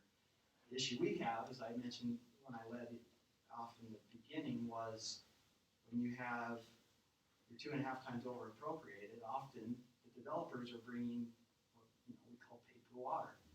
And so that's a big balancing act that we have to get through some point that, they can bring a water right to the table for a subdivision map or whatever, and the state engineer can sign off on that subdivision map, but a lot of times it's not wet water, paper water. So. Anybody with pond silt for brains is going to bring you the most junior water act. On that note, we've got a few minutes left. Let's see if there's any questions from folks that are here. Chris? Well, in the interest of time, I was going to address the Stalins and Lenny, but Lenny, and I'm kind of presenting this in the perspective of a 20-year history of working in Pershing County and their water resource planning efforts. And first plan we did was in 2000, looked at a 25, 50-year planning horizon. It looked at basically all entities in Basin 101, because that's how got updated in 2007, got narrowed focus. Fallon was out, the tribes were out, Navy was out, it was just unincorporated county. Then fast forward to a year ago, Shaw Engineering, I was a sub, we did a water and wastewater management plan that was even more defined, more nuts and bolts, hey, you need a redundant well here, this and that. So between those three plans, we exceed the number of trees killed for all three entities here. So I guess that begs the question, and maybe I didn't hear you right, but this is a statute that says thou shalt do X, Y, and Z every 10 years. But I thought I heard you say that your office does not review and determine whether those plans are in compliance with the statute. So if that's true, who enforces this statute? That is true. It requested to be identified as the receiving agency, but the language does not include the Division of Water Resources in the role of the development of the local water resource plans. So we are not the reviewers of these plans. I am not sure what agency is. Well, I can actually answer that since Okay. I helped with the bill. So there is no reviewing agency. It's really up to each individual county or city who develops the plan. And early on in the process, I personally met with the Department of Conservation Natural Resources, Division of Water Resources, the acting state engineer, and usually you've probably been in a couple of those meetings. And I don't want to speak for them, but I think that I don't know that they were necessarily interested in being a reviewing agency, but they are, as I think you heard from Bunny, interested in coordinating with the local governments, and I think that's the best we can do. I mean, I'm not sure that the local agencies would necessarily want the state engineer reviewing or not approving their plans, but there's obviously, important coordination effort that needs to take place there, and there was a conversation about at least the inconsistency between at least one existing county water resource plan and the state engineer's opinion of what was actually available versus what was in the county's water resource plan. So I think those are the kinds of things that need to get worked out, and that's the whole purpose for coordination. But at the end of the day, the state engineer is not going to be reviewing, I should say not reviewing, but not approving or not approving county or city water resource plan. And I don't want to speak for the state engineer's office or Division of Water Resources, but I think that was sort of my takeaway. No, I mean, we do not have a role in approval. Certainly, our interest is in realistic, and so that's the essential element for the consultation and communication and coordination with our office. Is we want to make sure that communities and counties in the development of these water resources plans are being realistic, utilizing realistic demographic projections that are grounded in some form of reality that then are reflective of their water resources. But at the end of the day, we have no authority to thumbs up or thumbs down in the individual county's water resource plan. I actually have a question for Bunny. Bunny, to me, it would be useful to put together a template that would start to head Nevada down the path of having some continuity, because you know where this is going to go. It's going to be a wondrous variety of contractors, and a variety of looks and forms. Some of them will be 3 inches thick. So I think that, do you have any plans of providing some basic templates and starting points, and do you have a vision of where you want to herd this thing to? I do, actually. Want to look and see what is already out there. I think, like I said, looking at what you guys already have in place, looking at what others, I'm talking about other states, looking nationally to see what's out there. Just because it's not our original idea doesn't mean we can't use it. But look and see what others, even, even maybe a little internationally, take a couple looks, see if there's some good ideas out there. We haven't discussed, when I say we, I'm talking about me and my supervisors, we haven't discussed developing a template, but if there is an interest, that's something that can be suggested and put on the table. And, I don't know, I think that would definitely go towards the role of the advisory capacity that I see the state being in for the counties and the cities, and trying to help you guys with some of the resources you need to put these plans together.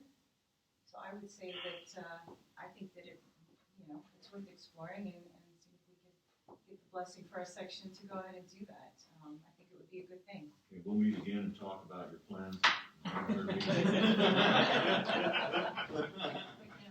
Yeah, see what's out there. Yeah, I think that, personally, I think that is gonna be something that would be really useful, especially for those counties that are starting from, municipalities and counties that are starting from scratch.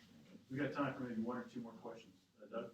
If you called and brought this panel together to give what their examples were, do you have any idea, or does anybody have any idea, if 100% of the people were in compliance with the law, how many plans would there be, and where are we in relationship to that? So when the language was being put together for this bill, I would say that probably all, certainly in Nye County, Eureka County, I would say, it's my personal opinion, that they are in compliance with this law. Possibly Persian County as well, possibly Humboldt County. So let me just back up and say, in my position, the Humboldt River Basin Water Authority and CNRWA, I had an opportunity to look at 9 rural county water resource plans. There are certainly some that would not be, but the 3 counties I represent here today, I think those 3, if not being in compliance today, could certainly get there pretty quickly. It's pretty broad and pretty general in terms of what the requirements are. The question is, what do you want to have to substantiate and validate the information you're providing in the plan, really?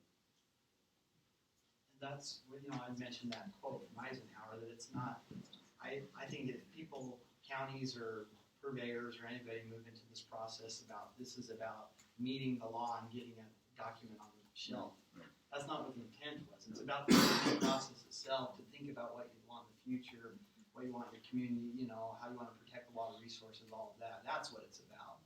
And I think it'd be, anybody would be remiss if they're just looking to meet the intent of the law to get a document done. That's really not what it's about. So Doug, by the math, 17 minimum. The way the law is written, it'd be 17 minimum. And because we all get along so well, there might be 18 the other day. You're not smiling at me. Well, you've got subunits within those that Right. have their own. I think there's more than 17 if you were to get to 100%. But Well, Ed, the Carson Sub-Conservancy, that's, you said 5 counties? 6 counties. 6 counties. But, so you're looking at the water resource plan for that overall resource, but that's relative to 6 counties. So, they're also gonna have their own water resource plans for anything outside of the Service area. yeah. So, Ottumwa, same thing, so 17 minimum, probably a few more. You look at Lyon County, they have the Walker, they got the Carson, and then they got the Truckee, so all 3 of them are different, so it would have to be a different report. We're a countywide plan. So this was envisioned really at the county level, and then to the extent that those counties would want to include cities, if they have cities. In the urban areas, Southern Nevada Water Authority and Truckee Meadows Water Authority both came and supported the bill and said, we do the water plan for the majority of our county.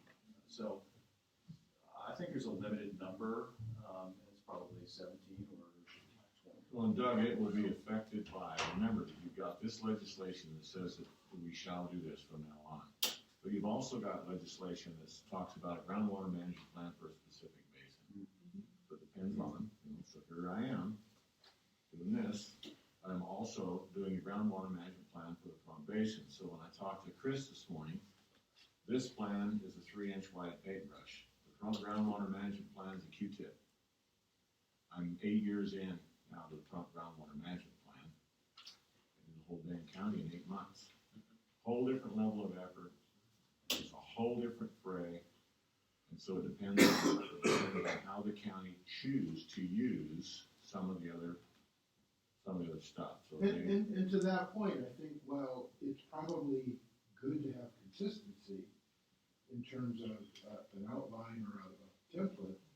Really, what you need to sell people on is the purpose for the planning. Absolutely. And have that be the template rather than how many pieces of paper they use. Time for one more question. You have your hand up? No, no more. I got a quick one. It kind of relates to what Ed was talking about, and we've run into this very recently in Churchill County, and that's the state engineers historically managed a basin on a perennial yield basis, the entire basin. We've got a situation in Basin 101 where a developer has acquired probably 2 to 3 times the perennial yield of the natural perennial yield of the entire basin. And they have water rights that date back 50 years that they built with their predecessors and filed extensions on. They want to move these to a portion of the basin for an industrial development that has 0 natural recharge. And I've raised concerns that where is this water coming from? What's the sustainability? This is basically a groundwater mining project. And I got nicknamed by this developer as voodoo hydrology for raising this question. And they come back and they say, we have valid water rights in this basin. They're parked in the portion of the basin that has 0 recharge. All we got to do is file our PDU. And so where does that leave the state engineer in looking at what's the sustainability of these water rights that are parked in an area of the basin that there's 0 natural recharge? That's a rhetorical question. Yeah. It was meant for Michelin. Okay, on that note, let you off the hook, Michelin. Chris always asks the hard questions. Sorry. Thank you so much to Jeff, to our panelists. You guys did a great job. Really informative. I hope everybody got something out of this. I certainly did the second time around as well. So thank you so much for being here and sharing your experience and knowledge with us. Sorry, if they put something weird to their party, you should put them as others. Okay, I guess we're finished. Thank you.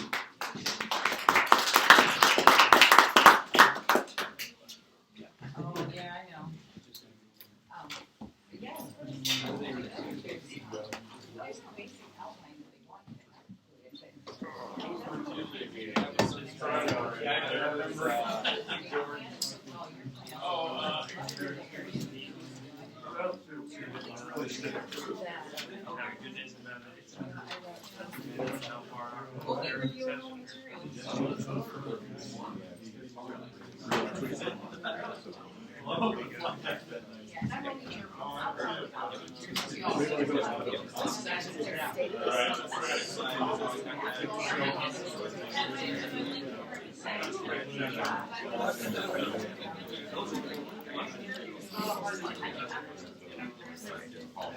Wow. Yeah.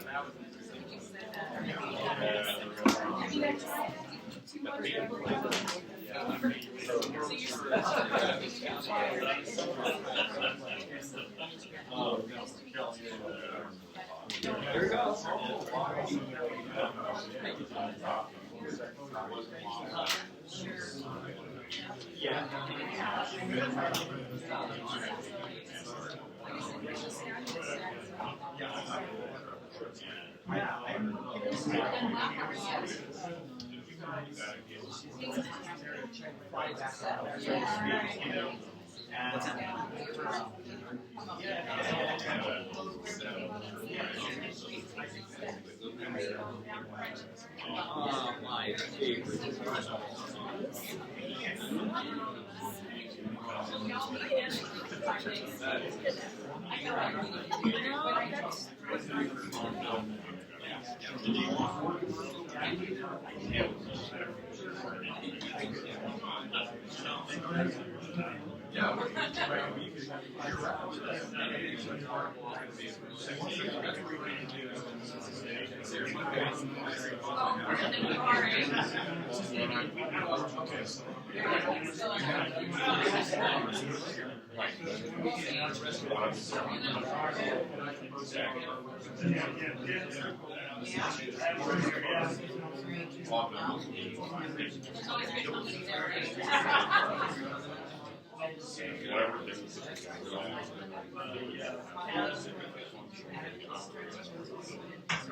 Rob?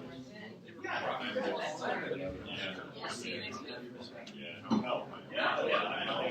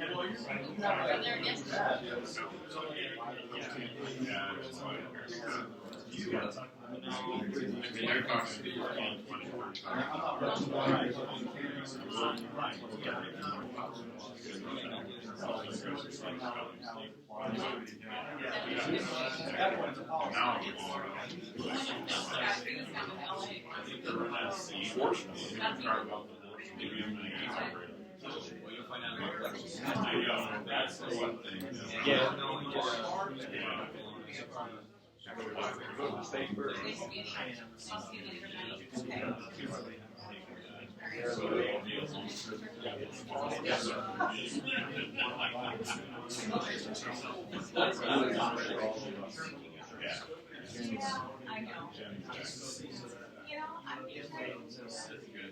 You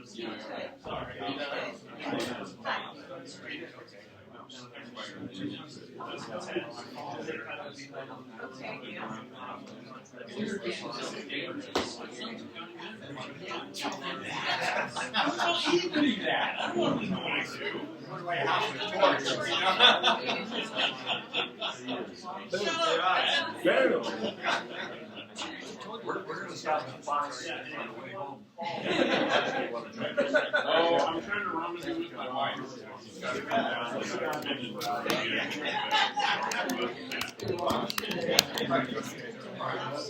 down.